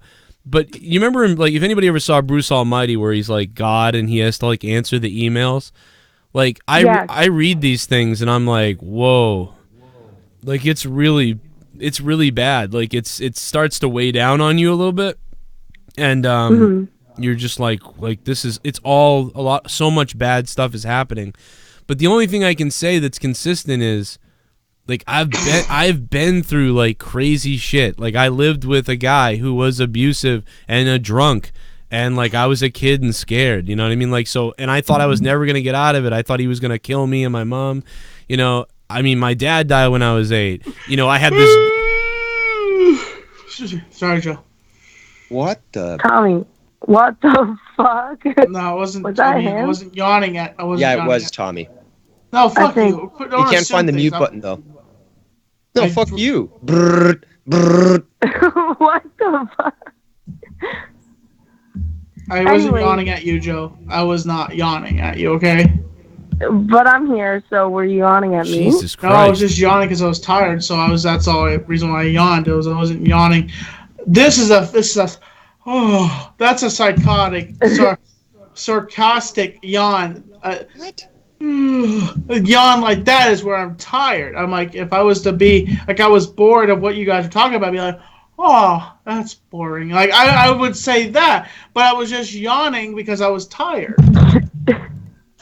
Okay. All right. Well, anyway, I'm lost as everyone else. The point is though, I've seen all this shit, and so like when I see somebody who's like, you know, I think I'm gonna kill myself because, you know, my girlfriend of 3 years left me or whatever. It's like, do not do that, you idiot. Like, because I'm sitting here right now with 3 kids and a wife of like 12 years now, and I was in that exact position. So like, if I had done that, I wouldn't be here right now. If I had done that, I would have died like, oh, my girlfriend left me, now I killed myself. And that's the end of the story. And not my girlfriend left me, I suffered for a couple of years, then I fell in love, then I fucking had 3 kids and eventually got in a house. Like, it's like you're depriving yourself of the happy ending potentially. Like, so like you do need to suffer a little bit, you know, and like whatever, you know, sit at home, drink, do whatever. Happy ending? What? Nothing. Did you just really say that? Did you say? Do you even know what a happy ending is? Did you just say? Did you just say you want a happy ending? Shit, I should have said that. Wow, you're a weird, demented fuck, Tommy. Wow. You really are. Wow. No, I'm not demented. I mean, I'm just trying to be like you, Joe. I'm just being shock jockish. That's all I'm doing. Tommy, why don't you just try to be like yourself? You know. I do try to be myself, and then I get hated on. Have you had a happy ending, Tommy, from like a massage place? No, I've never had a happy ending. I've heard about happy endings and like TV shows and stuff like that. But no. What I think he's saying is, did you ever get your dick sucked, or did you ever get a handy from a massage place? I could be wrong. Tommy, I can send you. I know a couple places I could pay for it where you go there and you know, anything could happen. Yeah, make a vlog out of it, Tommy. Yeah, that's not gonna go on my channel. Yeah, but I mean, I'll give it, but it will still go in your. You'll still jizz. Would you like me to? You know, we could find out a nice little brothel. Nah, Joe, don't waste your money on something like that. No, I won't. There's all people. That's not a waste, dude. You need to fucking let some steam off. It's not a waste at all. Yeah, you're gonna. Maybe you'll get a load off, literally. For like 8 fucking gallons worth. Yeah, Joe's loving it. Oh my God, Tommy. Yeah, but you'll just. I'll was get that you. Luke? I'll get you. I think that was Luke in the background. Laughed at I just hear. I think it was Luke. Is Luke there? Is he in the background, Cassidy? He's in the kitchen. I'm in my room. He probably heard that in the kitchen. Yeah. He's probably shitting on himself. But yeah, no. So what makes you stay home and you don't want to go out anywhere? You know, you're just drinking alone. You know, like why are you doing that? Honestly, because there's a lot of reasons. You know, I could write a fucking memoir. Like, I could write a shit ton of books about it. But mostly right now is because, like, things, they get better and then they get a shit ton worse. Especially when you live, like, my mother's a single mom for a very long time. I used to take care of my brother. I'm not getting emotional. Excuse me, I'm on the phone. I'm sorry. He's giving a shit. I'm trying to tell you. So I used to take care of my brother for a long time, and then my boyfriend died about 2 years ago. Oh my god. So there's a lot. Yeah, it's okay. You know, what happens, but I have problems dealing with it. Like, I don't know how to. It's like, okay, so maybe I'll just get drunk and feel better, and then the next day I found out, like, oh shit, I did a lot of stuff wrong when I was drunk. And then I get more drunk because I feel guilty. And then I start to harm myself by drinking. So, and the main reason why I stay at home by myself is because I don't want my friends to suffer. You know, I don't want them to see me, like, in a bad spot. Which, you know, I'm happy, like, all the time. But they think I'm, like, not just because I drink. You know? Yeah, I know. I get what you're saying because there's a lot going on. So. But you know what? That actually does go to show a level of maturity because you recognize, okay, you've got those issues, but you don't want to expose those issues to other people. Now, obviously, that does create some sort of isolation, which does create a lack of connection where, again, your friends are that support group for you, and they, you know, obviously would definitely help you out. But I can see your side as well, where it's like, you're going through a rough spot and you don't want to get other people, like, you don't want to drag them down with you. You know, you don't want to, like, burden them with what you're dealing with. So I got to tip my hat to that. That's quite mature. You kind of remind me of my friend Nicole. Me and Nicole were, like, always pretty cool. Like, shit would go down and we'd just sit there and drink together sometimes in a room or whatever. But, like, it wasn't like, you know, like, I wasn't trying to, like, feel her up and stuff like that, but we were just like, and she was in a shitty place and whatever, and I was too, and yeah, it just kind of reminds me of that, like, very much, like, you know, and it's weird thing is 22 to 35, I don't feel much different, like, I really don't, you know, I mean, I do, because things have changed a lot, but, you know, I remember that, I was always doing that, but, so what, do you not have, I don't know, like, did you have friends outside that, like, you would go hang out with or anything like that? I do, actually. When I was in the hospital 2 days ago, I called one of my friends, Kayla, to pick me up. Like, I was like, I'll give you money. Like, you know, you don't have to pick me up for free, like, which would be fucked up. But she was like, you know, I feel like you only call me when you really are in trouble. And she's like, I know that if you just get your shit together, you're going to thrive, and I can't wait for that day to happen. And I do have many friends just like that, and they just want me to get better and be sober, and it's like, I don't really think they understand how hard it is to be completely sober, and like even they can, like Joe, like you said, I can have a couple of drinks and be on a podcast and, you know, have fun. Because you built your way up and you tried as hard as you could to get to the point where you can have just a couple of drinks. But, you know, everyone's always an alcoholic. So yeah. I'm an alcoholic and I'm always going to be, but, excuse me, but I can't control it at this point in my life. Yeah. So do you know what I'm saying? Like, it's hard for me. Are you working? And, like, I do. Are you working right now? I'm sorry. No, I used to be a florist and a wedding designer for 3 years. Yeah, I used to make really good money, and I used to be in, like, tip-top shape and run a lot, and when my boyfriend died 2 years ago, everything just went downhill. It's like, I don't mean to, like, mention this, but it's like, is she your wife, Joe? What was that? What about my wife? Is her name Leah or Leah? Leah, I'm yeah, sorry. Leah. Oh, God. Leah, like, you're right. I don't mean to mention it, but it's like if she passed away, I'm pretty sure your whole world would, like, come to an end. I mean, if it wasn't for your kids. Yeah, that would be really rough. It would be very hard. Yeah. So where I'm at. Like, I was with him for 2 years, and it was very unfortunate. It happened out of nowhere. I couldn't even see his dead body. It was really hard. What about now I'm still going through alcoholism because of it. Yeah, and it's really hard. It's different because like you don't have kids. Like if somebody had kids, you can kind of like you're in a depression, you're really messed up, but you're kind of like powering through it because you're taking care of kids. But if you're by yourself and you lose somebody like that, that's a part of them, right? Yeah, it's not just you, but the other person. Hey, can you go to counseling or something? I've been to a lot of counseling. I actually went to rehab in January. Right. And I feel like now I'm on like a fucking therapy like podcast. I'm not trying to.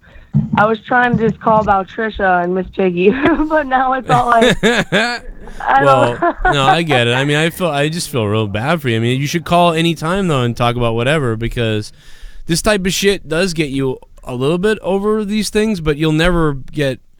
You know, it's always going to take time. It takes about 2-3 years for you to, you know, kind of start becoming a little bit human again. You know what I mean? No doubt. So, because the first year you're in shock in the first year, and then it just keeps going. And yeah, I mean, I know what you're dealing with because I mean, when my ex-girlfriend left, it felt like she died because I was in love and I was like used to her, and out of nowhere she was like, "Oh, I'm this is slut now. I'm leaving," and to me it was like somebody died. Like it felt that way. So like.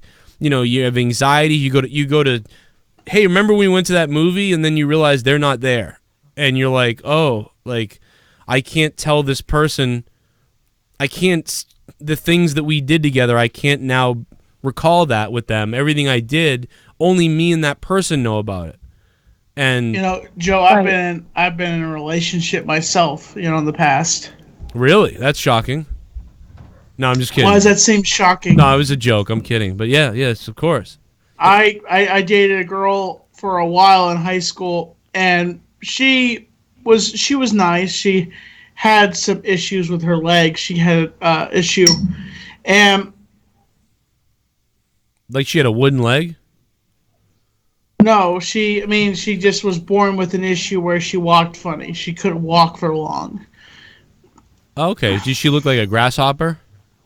No, she looked like a grasshopper. She just had leg issues. I'm kidding, Tom. But yeah, what happened? Well, basically, we dated for a good while, and you know, we would talk on the phone and stuff like that. And I took her out on one date. I bought her dinner, and really, it was kind of working out until after a while, she wouldn't even acknowledge me in school. Like she wouldn't even hang out with me and hold hands with me at all or talk with me. It got to the point where I get home and I just realized all she wants to do is talk to me on the phone. And then one day in school, as we were going to the bus, I said, I'm done. She's like, what do you mean? I'm like, I'm done with this relationship. I'm done with this, and I'm through. And then she said, who are you? Get away from me. Are you sure you were dating her? Yeah, I was dating her. Are you sure? Wait, Tommy, can I ask one question? Why did you mention that her legs were fucked up? Well, like, yeah, that's true. I might have missed that. No, I might have missed that part. Like, I'm just trying to. I mean, she was in special ed. She was also in special ed like I was. Oh, okay. So you guys were like similar, and for some reason she just stopped talking to you for no reason at all. Well, I broke up with her, and then she hated my guts forever. Oh, okay, that makes sense. But why? Cassidy, I wanted to just quickly say is that although this community, Joe's community, some are fairly judgmental, others are very accepting. But more importantly, is that it's quite easy to actually talk about, you know, issues that you have with a lot of these people, especially since it is sort of over the internet. You don't necessarily know them, so their judgment really doesn't mean shit, you know. And I know that, you know, it's difficult to speak to your friends about that, but like Joe said, anytime that you want to call in, you should. Already the audience is loving you. They want to hear more of you, and like your honesty and your truthfulness, you know, is really appealing to those that are on, you know, that are watching right now. So like, you know, just consider that if you ever want to talk further, privately or publicly, with anybody in this community, because there's a lot of really good people here. Thank you very much, you guys. Dave Rose said that. And, Dave Rose said that. Thank you very much, you guys. Wow. And, Dave Rose said that. Are you for real? I can't check my phone right now. I can only be on a call. Yeah, so, no, people love. really? People do. People love you. Yeah, they like Luke as well. It's like they like you guys. I mean, I think they like you more, but they like Luke too. People like Luke, yeah, man. He's funny. He's a hilarious fella. I'll tell you that. Wait till he's older, man. When he's like, because he's funny as hell now. Like, what's he gonna? When he's like 20, he might be a fucking stand-up. I know. I told him that. You know what he reminds me of? A more like I don't know. Anyway, he reminds me of like Jack Black.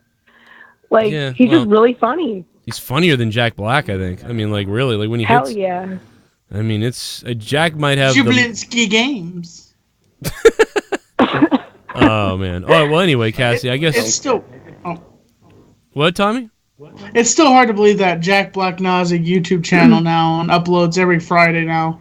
Well, everybody does because this is the place to be now, man. Hollywood's cutting in on our shit, just like Jack And I've Black. said that for a long time too, Joe. I've said that I feel like Hollywood has set up a contract with these big celebrities, and they're like, okay, you jump on YouTube at this time, you jump on YouTube at this time, and so what are we going to do about the other content creators? Oh, don't worry, we're just going to phase them out. We're just going to censor their channels. We're going to demonetize them.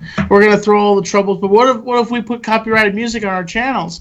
Oh, don't worry, you're a celebrity. We don't do that to you guys. Like, do whatever you want. Just, as long as you don't upload porn on your channel, you'll be fine. I guess. Well, are you sure that it's them really asking Jack Black to come on YouTube? Or is it Jack Black doesn't get acting roles anymore, so he has to do something, so he goes on YouTube? That's exactly how it is. He was totally like, excuse me, he was totally like super Hollywood for a very long time. And then once you start to get older and there's not a lot of roles and newbies come in, it's time to hit YouTube because that's not the next best thing. If anything, sometimes it's better. Some YouTube stars are 10 times better than Hollywood stars. Right. Who's the next? I'm going to say, who is the next celebrity are we going to see with a YouTube channel now? Name somebody who's a loser right now. Why do I hear my voice? Why do I hear myself? I don't know. I hear that too. It's either. I don't know. It's either Dave or Cassidy. One of the two of them. Something echoes. I don't know why. I was muted. Okay, it's maybe Cassidy's phone. What are you on? Cassie, is your brother in the room? No, I don't know where he is. Okay, because that's the only way it's either we're hearing the podcast or somebody has the stream on, and It is a weird echo. I do hear it. Yeah, it's very strange. Does my phone suck? It might suck really bad. Only sometimes. It's not every time. It's like once. It's a lot when I talk for some reason. Honestly, I don't have like a phone number. I have like a text free because I'm poor as shit. Oh, that's what it is. Okay, then that explains it. Okay, yeah. I get it. Okay, But, that's fine. I was gonna sign off anyway because I'm gonna go eat some Chinese food. Hell yeah! Yummy! I love Chinese food. Ah, I can't. Who doesn't love Chinese food? I can't eat. I can't eat Chinese food that much because the peanuts in it. Because my son's allergic. And I used to order Chinese food all the time. I'm so bummed out. Oh, okay. So you can't eat like cashew nuts and stuff. Yeah, because most Chinese food is made with peanut oil, so yeah, it's like we really can't order it much anymore. It sucks. Do you like chow mein or lo mein? Lo mein. Oh, I'm talking to Cassidy. Oh, fuck me. Oh, I like anything that's like I like lo mein a lot. Okay. I don't think I ever had chow mein. Thanks, Tommy. Jesus fucking Christ. Tommy failed manners school. It's not funny. Yeah, you'd think like how the etiquette schools that they have, like I don't remember what they call them, like the Southern Bells and stuff, or like they do the fucking. I mean, I sneeze in my arm in public, but I'm in my room here by myself and I'm just sneezing. Okay. You're on a call that you could easily mute yourself on. Okay, I'm sorry if I'm like in the middle of sneezing. I'm gonna like go like this, mute my button. I'm sorry. I'm like it sporadically happened. Okay. It's true. It did happen. Like 5 times on this call. But okay, so you like lo mein, huh? Yes, I do, and I like sesame chicken. That's the shit. Nice. So. You ever had dim sum? Huh? What's you ever that? had dim sum? Dim sum is basically it's like a bunch of little small dishes, or like they wheel it up to your table, and you're like, take that, and that, and then like they just keep coming around until you're like, I'm done. Oh wait, what do you go to, like a fancy Chinese place? Because I usually go to a buffet. Oh, okay. No, yeah. Even even some hole in the walls. But okay, you know what? I'm just gonna mute myself. Because when you said dim sum, I was watching a show and the guy was like, "Oh, we had the dim sum with the dim sum, and then we had the dim sum with the dim sum." What the fuck? So the only words I could say is dim sum? Yeah, like that. They were trying to do kind of like a racist version of a Chinese person. They just said dim sum, dim sum, dim sum. Were they Chinese though, Tommy? Wait, were they trying to do a racist version of a Chinese person, or were they being racist to a Chinese person? It was on a show. It was on a comedy show. Well, 314 is on the phone. This is what we have to deal with literally every week. With what? Oh. Well, why don't you go dock someone, Dave? Come on. Oh, that's already in the works, but 314 is on the phone. Hello. Honestly podcast. What do you expect? This is Honestly podcast. That's right. You hijack our show. Well, I mean, it's kind of turned into just a free-for-all show now. We'll probably just cut, after that. But listen, 314. Think we should call it into it, Joe, and then you could turn it into another live stream. Yeah, well, I'll just cut it on the. It's going to go up on the Patreon in sound form as an official podcast, but it doesn't matter. 314 is on the phone. Hello, 314. What's up, Joe, Dave, Tommy, everybody's Capital Murder. What up? Capital Murder. What up? Hey, I'm actually gonna head out, Joe. Okay. All right, Tommy. You have a good time at the fair. Yeah, thank you. And thank you for enjoying the Honestly podcast. I'm Tommy NC 2010, and that psychotic man over there is the one and only Joe Cronin, and he's gonna get you with a crossbow at night. He's gonna jump out of your closet if you don't donate to him, and he will shoot you with a crossbow. What the fuck? Have a good night, everybody. Night, Tommy. Good night. Yeah. Hey, I never seen someone duck someone faster in my whole life than he just ducked me. Because he yawned while you guys are having that serious conversation, because the attention wasn't on him for like 3 seconds, and like I don't want to call in and like gripe or cause problems, but if it's not about him for 3 seconds while you guys are talking about something serious, and trust me, the people are backing me up on here. Like he couldn't shut the fuck up for 5 minutes and let you guys talk about that. That was the fakest yawn I ever heard in my whole life. Good God. True. Yeah, dude, he's very weird. I will say he wants that number to call him. He loves it. Mm-hmm. Come on, man. Like, I don't want to call in and like give someone shit or be you guys know I call all the time. I'm just usually trying to be funny and positive. And are you fucking kidding me? And then last night on Monetize This, I heard that I don't like to go off secondhand information, but like there was something about he was complaining over a $10 PayPal fee and shit. I'm like, he should be so grateful dude. I'd fucking. If you sent me $200 to have fun on the internet with my friends, are you fucking kidding me? Like, you know how much grass I got to cut to make $200? Seriously. Yeah, right. I mean, the guy just got $200 for putting a green suit on and just fucking running around. I mean, dude, look at Monetize This last night. That's what can happen. You can sit there and fucking nothing will happen. It's like he take that for granted. It's very weird. I don't know. Yeah. Like I said, I didn't want to be ungrateful, but I kind of I almost had to pull over my car when I heard that he was upset over the $10. He basically essentially was having. You guys are basically doing what you would do if you were just like sitting around drinking and having fun, and he got $200 for that. Yeah, I don't think he realizes how lucky he is. And that was my point. And I'm not calling in to troll him. I'm not like that. Yeah, but I don't think it just was very weird. And, well, JB said he really made it a point, to bring up like, and I got shafted $10 or whatever. I was like, well, but look what happened to me. I told Tommy, look what happened to me. I actually paid you $50 because if you take 30% away from Super Chat, then you take 20% from the taxes. I lost money. So it's like send you $200 to be on the show.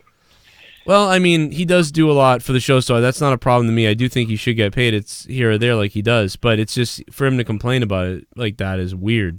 It's like bizarre. And sorry, I don't mean to change subjects so fast, but how do you watch the?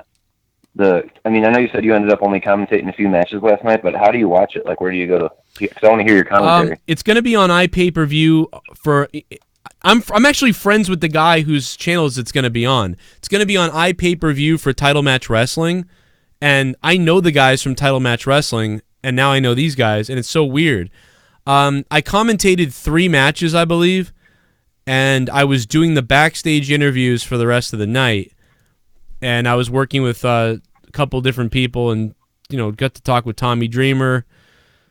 That will be up soon. Like it was. I'd like to see that. I noticed a lot of people in the chat and were asking that, and I don't know if you may have said it already, so I apologize if you did. But yeah, as soon as as soon as those videos pop up or we have the links for that, I will get them to you. I will let you guys know where to see this because it was pretty cool. I was with Rich Palladino for a few of the matches, and then they had this other guy, Cindy Bacabella, who's kind of like a sort of like a Heenan throwback, doing commentary with Rich Palladino the rest of the nights. I guess that they answered the call first, or at least Bacabella did. So I'm kind of like the fifth string guy right now. It looks like over there.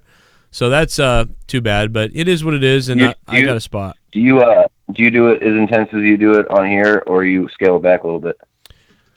I think like when you commentate. I think it's more balanced because I was with Rich Palladino, so he would kind of be like, he would keep it very like, we're here for the first time at All-Star Wrestling, and wow, what a move, Joe. He really went under the shoulder there for that elbow, and then I would kind of follow up with more intense call, like, so yeah, more like.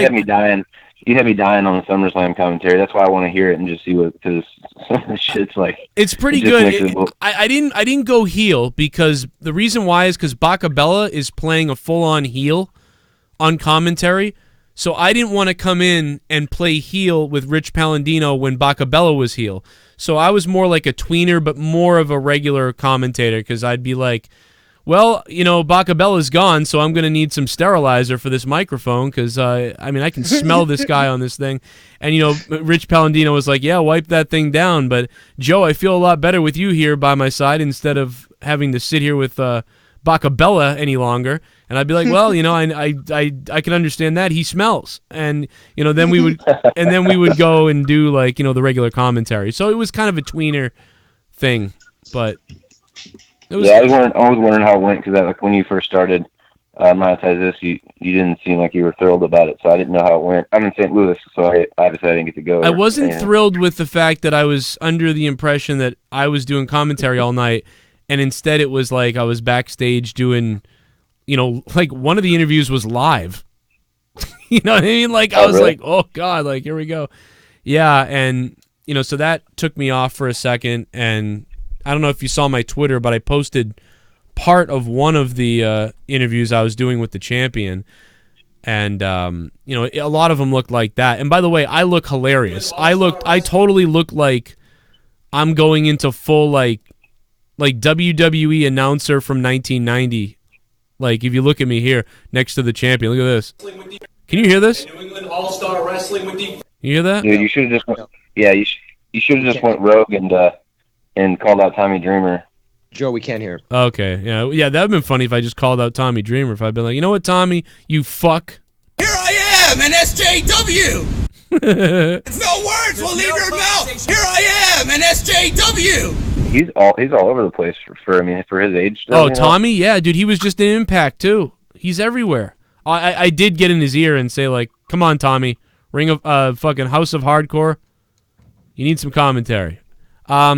Did you hear that sound clip? Yeah, no, for real. That would be a great fit for you. I know all your callers say that, and I'm not kissing your ass. I think that'd be a really good spot for you to get on it. Yeah, he seemed like, my friend calls it, is what he said. So I was like, oh, okay. Dude, that's the worst. Like, I'm a guitar player, and I got a couple of friends in St. Louis that are pretty successful, and I kind of try to hint at it too, because you can't be afraid to get told no. So you know what I mean. You got to take your opportunity. So, like, hey man, what about having me up for a song? Yeah. Like, well, my buddies, and they have let me up there before, but that's the worst. When it's like, yeah, my friend from third grade does it. I'm like, fuck your friend from third grade. Yeah, his name's Bobby. That is a walk. Here I am, an SJW. You fall asleep, you motherfucker. I'm here, dude. Did you hear that, Dave? No. I'm just. God damn it! I got to get these sounds to work because you got to hear this. Here I am, an SJW. Here I am, an SJW. Colonizer. My bad. I was just talking to you in the chat before I got on, so I didn't know if you left. But hey. Yeah, man. No worries, man. You said you just woke up. Yeah, I mean, I was actually listening to the end of Monetize This because usually I usually catch it on Friday night, but I guess what time did you guys end up starting last night? It was pretty late, wasn't it? It was 11:40, man. I was just so tired. I was dead tired, is what it was. It was actually earlier than I expected. I thought it was going to actually start like late. These guys carried the show, though, man. And all that. You guys had a great show. Like, I mean, I was kind of there, but like, I mean, Dave and JB and Leah and Drew. We brought it back to 2016. Yeah, I mean, we didn't get any phone calls, and I didn't really make much money, but it was a great show. Like, it really was. Like, for that, then they carried it. I just was so tired, man. I was so tired. I was near the point of like I wanted to break something in half if I didn't sleep. Like wow. I'm surprised you didn't get more phone calls. That's like the only show that I have never called into. One of the only ones. I guess it's because you have more people and there's just a lot going on. But and you know, Monetize This is so much different than the Joe Cronin stuff, which is cool.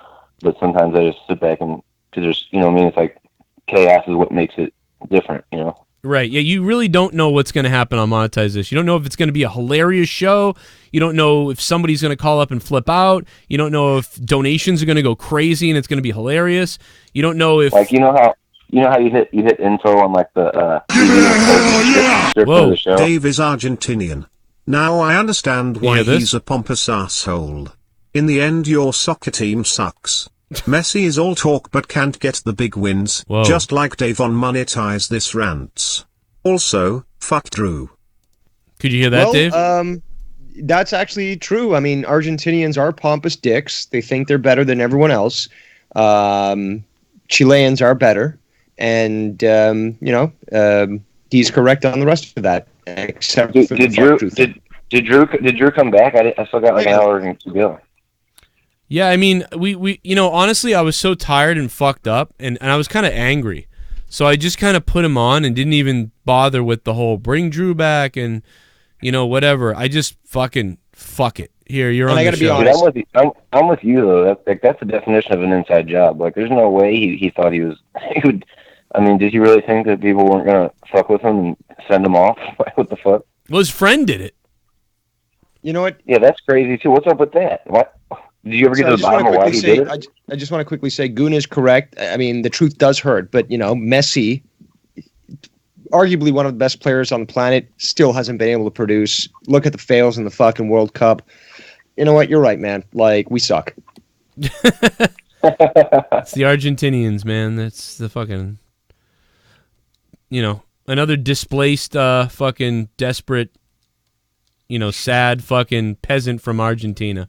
That's what Dave Rose is. I mean, let's just all right. You guys can hear the promo now, but yeah, this guy was good. We're trying to work on this guy, get his promo skills down, and so I thought it might be better to do the commentary with him, or do the. I don't know, man. You ever think about doing? I know it's sort of like promo classes and shit like that, like because some of those promos you do on here when you're just opening a show or something are honestly fucking great. Well, this guy did a good job too. I just let it in and he went into it. He's the new champion.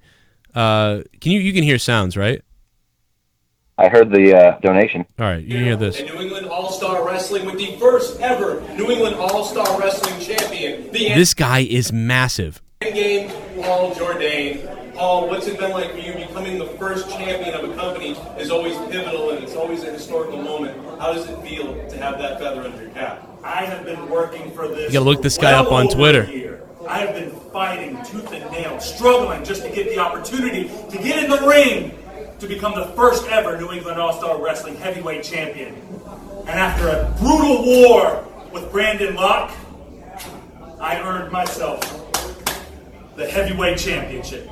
And now one thing you need to understand is then it cuts off there. But yeah, he's getting better, I think. I've seen his older promos. He's getting a little bit better. Was that last night? Yeah, we did it. We did one take. I said we're doing one take and see what we can do in one take. Pretend it's live is what I said. I'm like, we're pretending this is live and we're doing one take. And yeah, he did pretty good for that. I liked that. I got into it a little bit. Yeah, it sounded pretty good. I mean, it's okay. He's getting better. I mean, if he's a big ass motherfucker, I mean, a lot of times, your presence and how you carry yourself is almost half the battle sometimes. I told him. I told him never bend down again. What I said was never bend down again. I had the microphone. He kind of bent down.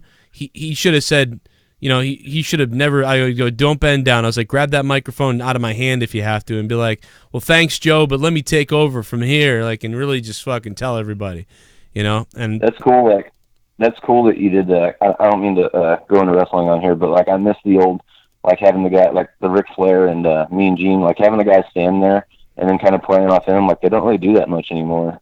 You know what I mean? Well, WWE doesn't anyway. So that's cool you did that. Kind of throwback to the old school. I enjoyed it, man. I couldn't believe the setup they had last night. It was such a great spot, a good setup. The place is going to be great. They're going to be going back there several times to shoot TV.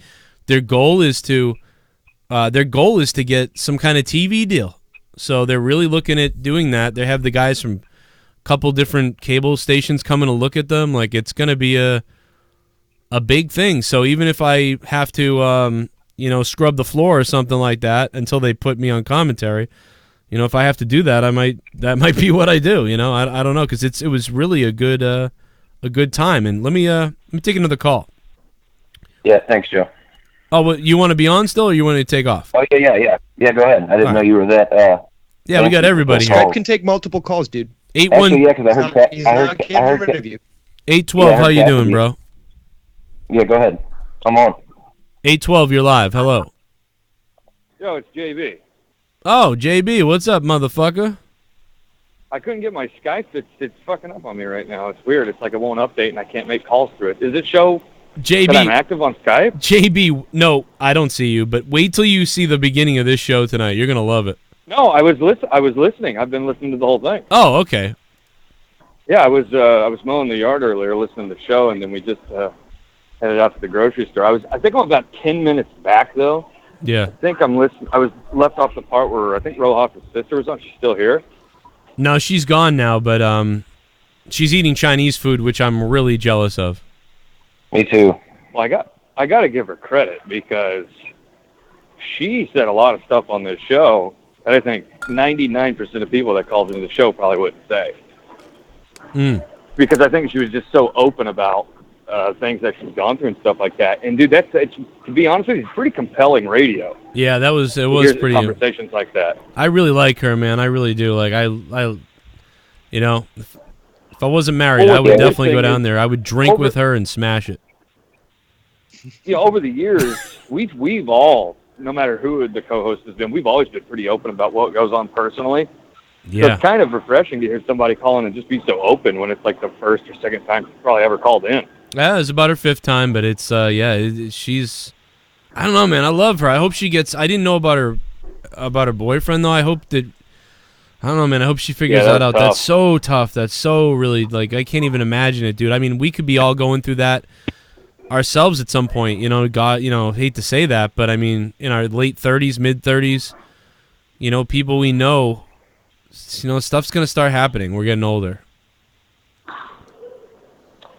Yeah, well, I mean, she posed the question earlier, like, what would happen if Leah, you know, died or something like that would destroy you? I started thinking to me, like I don't know, because obviously I've never been in that position. I don't know what life would be like without Keish. You know what I mean? Right. Yeah, you'd be. I feel like that would just be a weird, like, be like in a Twilight Zone because I've been with her for so long, you know? Let's switch topics. I really don't want to talk about this right now. Yeah, like I don't want to have to kill myself yet. Okay. Is Tommy still here? No, he went to the fair to molest Kristen. Do you guys think it's a coincidence that Tommy got off the phone the second Joe said 314? Because I was blasting him in the chat about something. That was the biggest duck I've ever heard in my life. Ever seen? I don't think he even knows you, dude. No, dude, it was the exact second. I know that you might think I sound crazy, but dude, the second I had to get this off my chest about that $10 thing and about that fake yawn. And all I wanted to do was I should have pressed the issue and kept him on like another minute, but I mean, someone else is talking.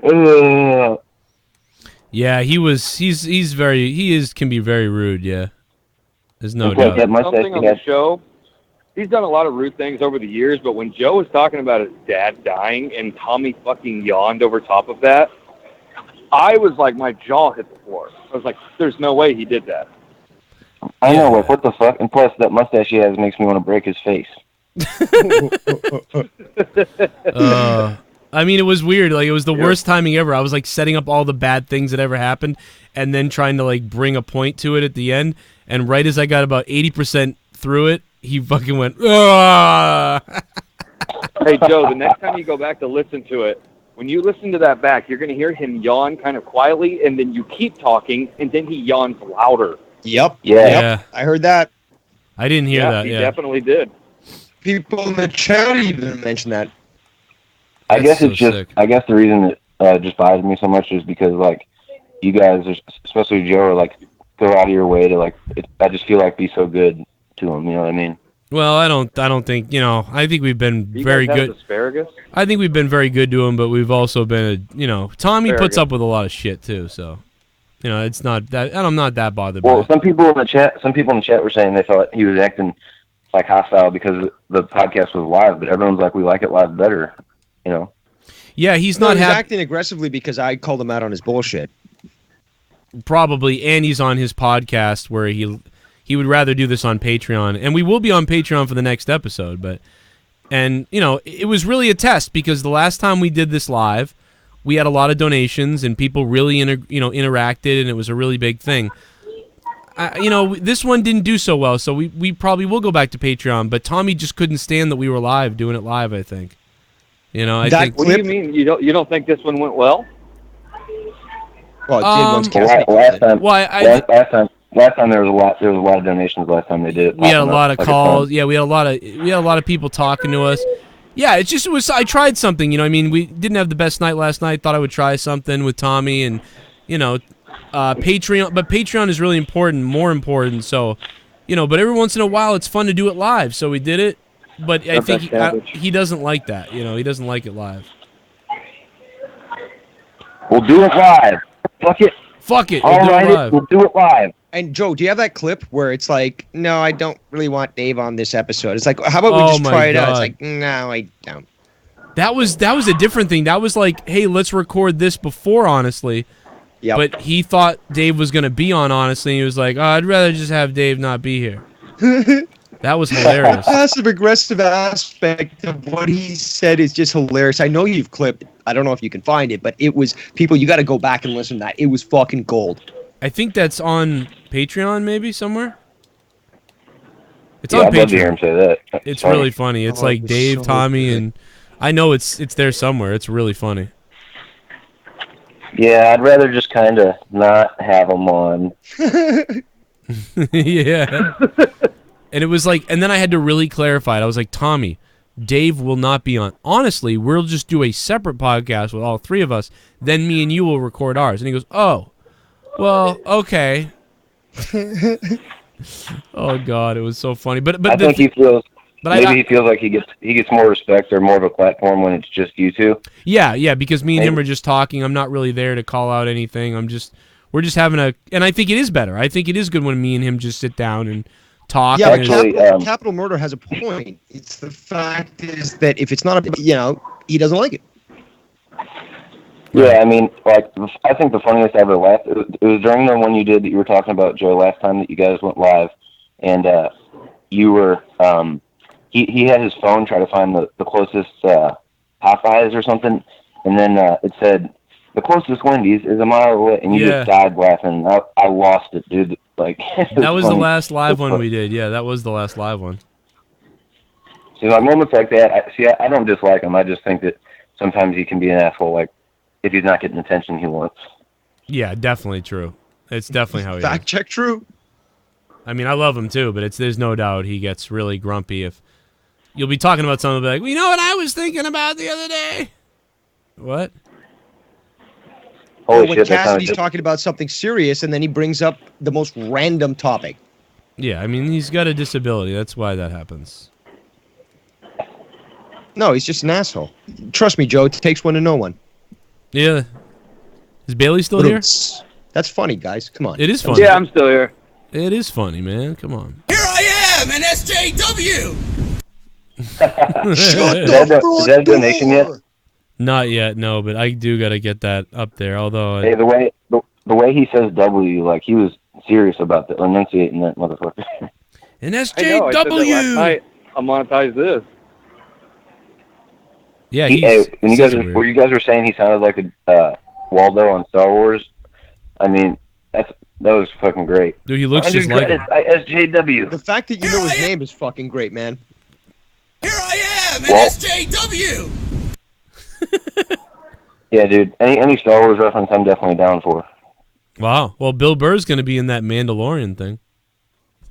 Matter of fact, like, really? Star Wars. Yeah. I gotta go see. I'm under like a spell because like I have to go see them, even though they're so cringy. I still have to go see them, and it's really upsetting because like me and my brother used to go, my twin brother, and he passed away. So I'm like, man, these are so like I have sentimental value wrapped up in Star Wars, and then I go and I'm just the like the subtle political things they do now and everything. Like it just makes me want to break the fucking screen now. Yeah. It's really hard to watch anything now. I mean, now X-Men's dead, so goodbye to X-Men. It was nice knowing you.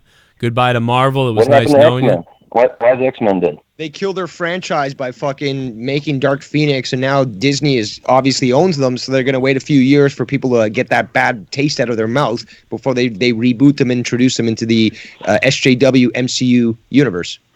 Dude, that's the worst news you guys could have ever told me. Oh, yeah, it's all done. Magneto and Professor X are now going to be black.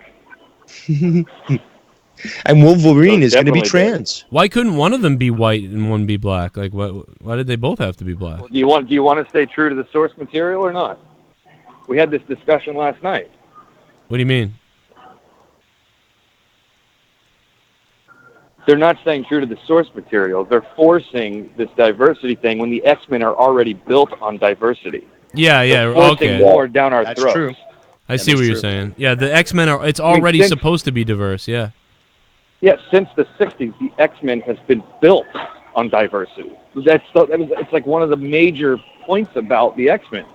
Well, diversity, and now they're outcasts. They're taking characters, of course, but now they're taking out white characters and adding more black characters, therefore cutting down the diversity because they're white. Except when it comes to, say, like Doctor Strange, where because China has such a big investment in Disney, they changed the Tibetan ancient one to a white woman. Yeah. Dude, all this makes me worry about the new Matrix. Like, are they going to make that super fucking political? That's a very good point, man. Yeah, I'm but you know what? Honestly, dude, he always had that stuff in the Matrix, so that doesn't bother me because the Matrix, it really did. It had people like of all different races.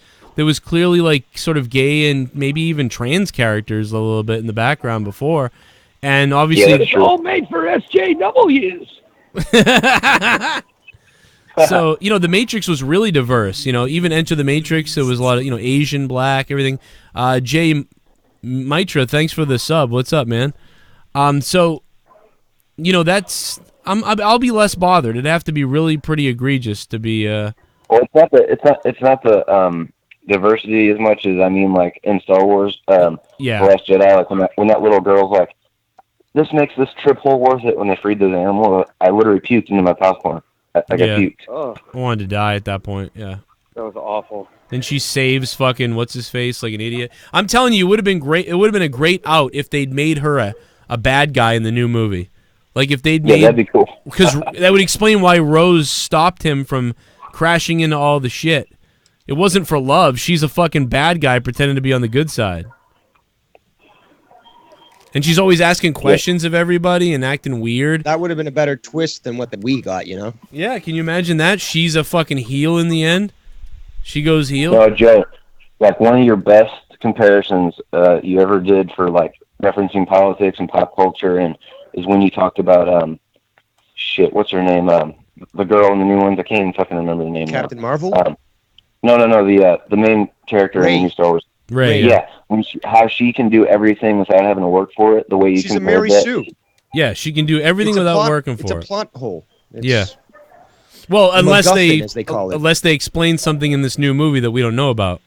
Did you guys know, first of all, there's 12 different endings that they're actually filming for this new fucking Star Wars movie because apparently they know that the audience is pissed off. But the whole Rey parents thing has been admitted that they were going to fucking, go do properly and reveal it in the second movie. And guess what? They threw it all away. And everyone was like, but hold on, the parents, like, what the fuck? Apparently the whole thing was they actually just removed it entirely from the script. Yeah. Well, Ryan Johnson just was like, fuck that. And apparently the Last Jedi is supposed to be Leia. Princess Leia? It's Leia. Like, what? Yeah. Spoilers. Yeah, because the fans are dying for a good Star Wars movie. They nailed what they wanted to do. They made Luke like an idiot, and Rey is the super fucking amazing being.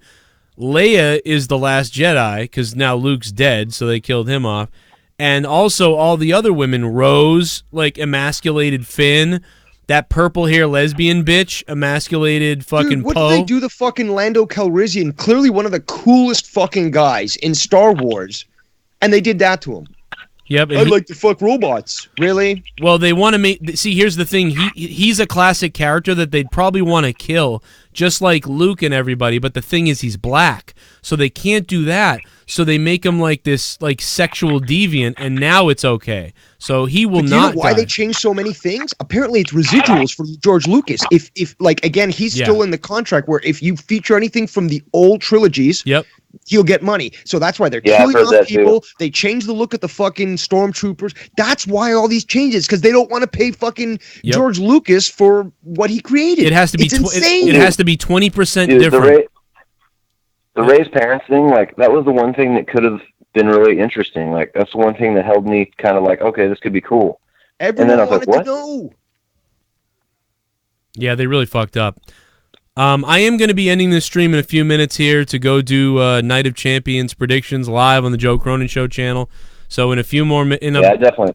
That's going to be up. I definitely want to hear that, dude. I've never been less pumped for a pay-per-view in my life. I know people say that all the time, but I mean it this time. I'm not pumped at all, but I mean I'm going to do it. I didn't know there was a pay-per-view this weekend. Yeah, I'm not. No, I want you. I'm glad you're doing live predictions because that's the only thing that makes it entertaining. Yeah, I mean I don't even know what I'm going to say, but we'll find out. I'm going to go through the matches and whatever else. But yeah, man. I know you got to go, but thanks for taking. I mean, one thing I'll say: there's no way Strowman's winning because it's just not. He's not going to have him win and then him face Bray Wyatt. That'd be retarded. I think that's not going to happen.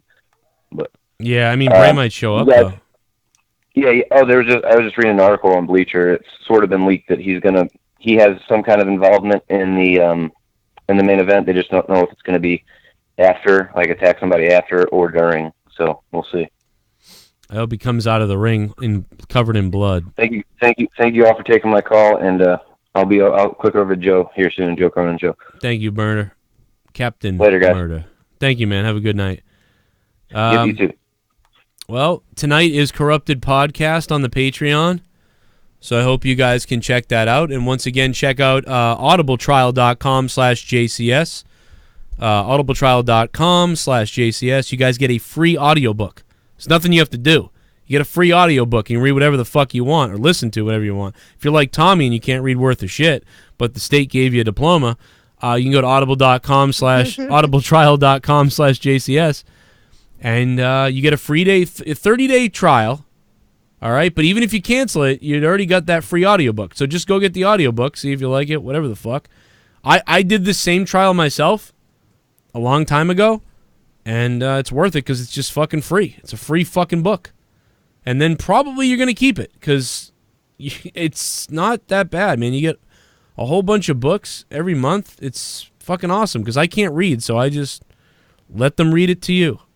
Chris Jericho narrates his own goddamn book. It's fucking awesome.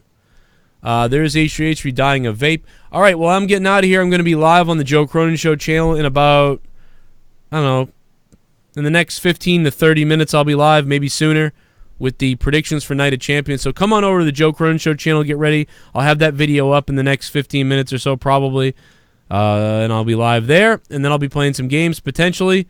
And then Corrupted Podcast is at 1 a.m. tonight, as always on Patreon live. Become a patron if you can. Support the channel, I guess. And I got nothing much else to say. Is there anything you wanted to say, Dave, before we get out of here? No, just thanks for taking my call, but that's it. Oh my god, dude, your fucking thing broke up. And it's again? God damn it. Thanks for taking my call. See ya. Bye. It was so funny, dude. Oh my god. Dave's shit is fucked. He's in the boonies. Where the internet don't work no more. In the boonies. Let's all relive the beginning of this show one more time, because to me it was fucking hilarious. ShiBUM. Good night. Tell Murder she wrote that he can mow my lawn any day. Oh my god, Big Betty. Big Betty. Big Betty, thank you for the $5 and becoming a ShiBUM, Big Betty. Thank you, Big Betty. Thanks for the $5, Big Betty. It feels like fucking $50. Thank you, Big Betty.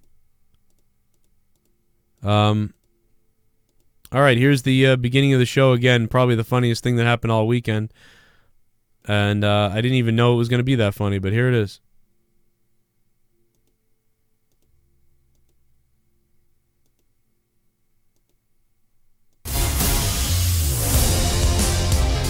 Thanks for listening, guys. I'll see you on the Joe Cronin Show podcast.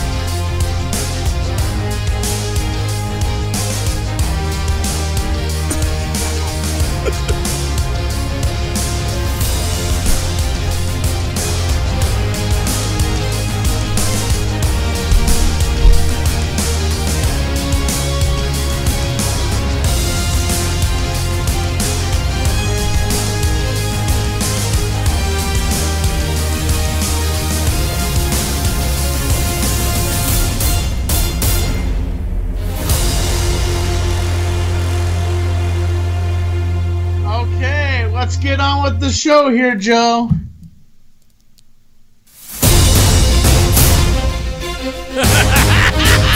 Really, Joe? Come on, dude.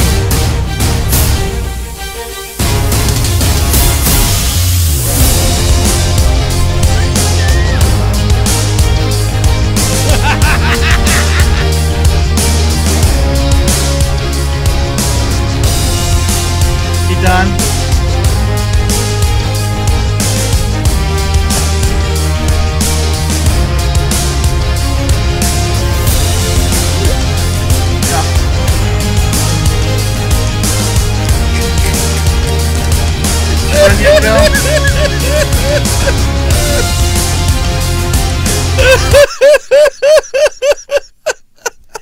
Joe, you're some kind of special.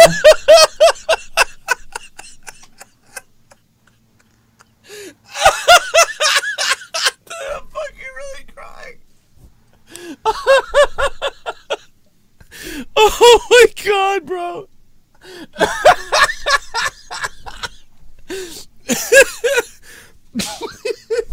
Oh my god, man. Whoever missed that opening is fucking gonna be pissed later. Oh my god, man. Like clockwise. But in all seriousness, I think we really have to come together and say that, you know,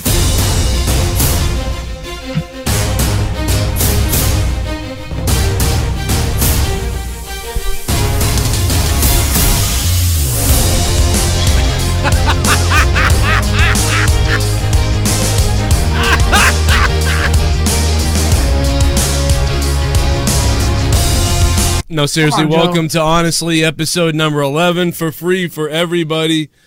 Today, obviously, we normally do Honestly podcast on Patreon, so there's going to be another one coming up on Patreon later on. So look for that, Honestly, episode 12 coming to Patreon. And obviously, episode 10 is up on Patreon right now with me and Tommy. It came out, I think it was last week or something like that. And it was really good, man. Then we did a live one last week as well.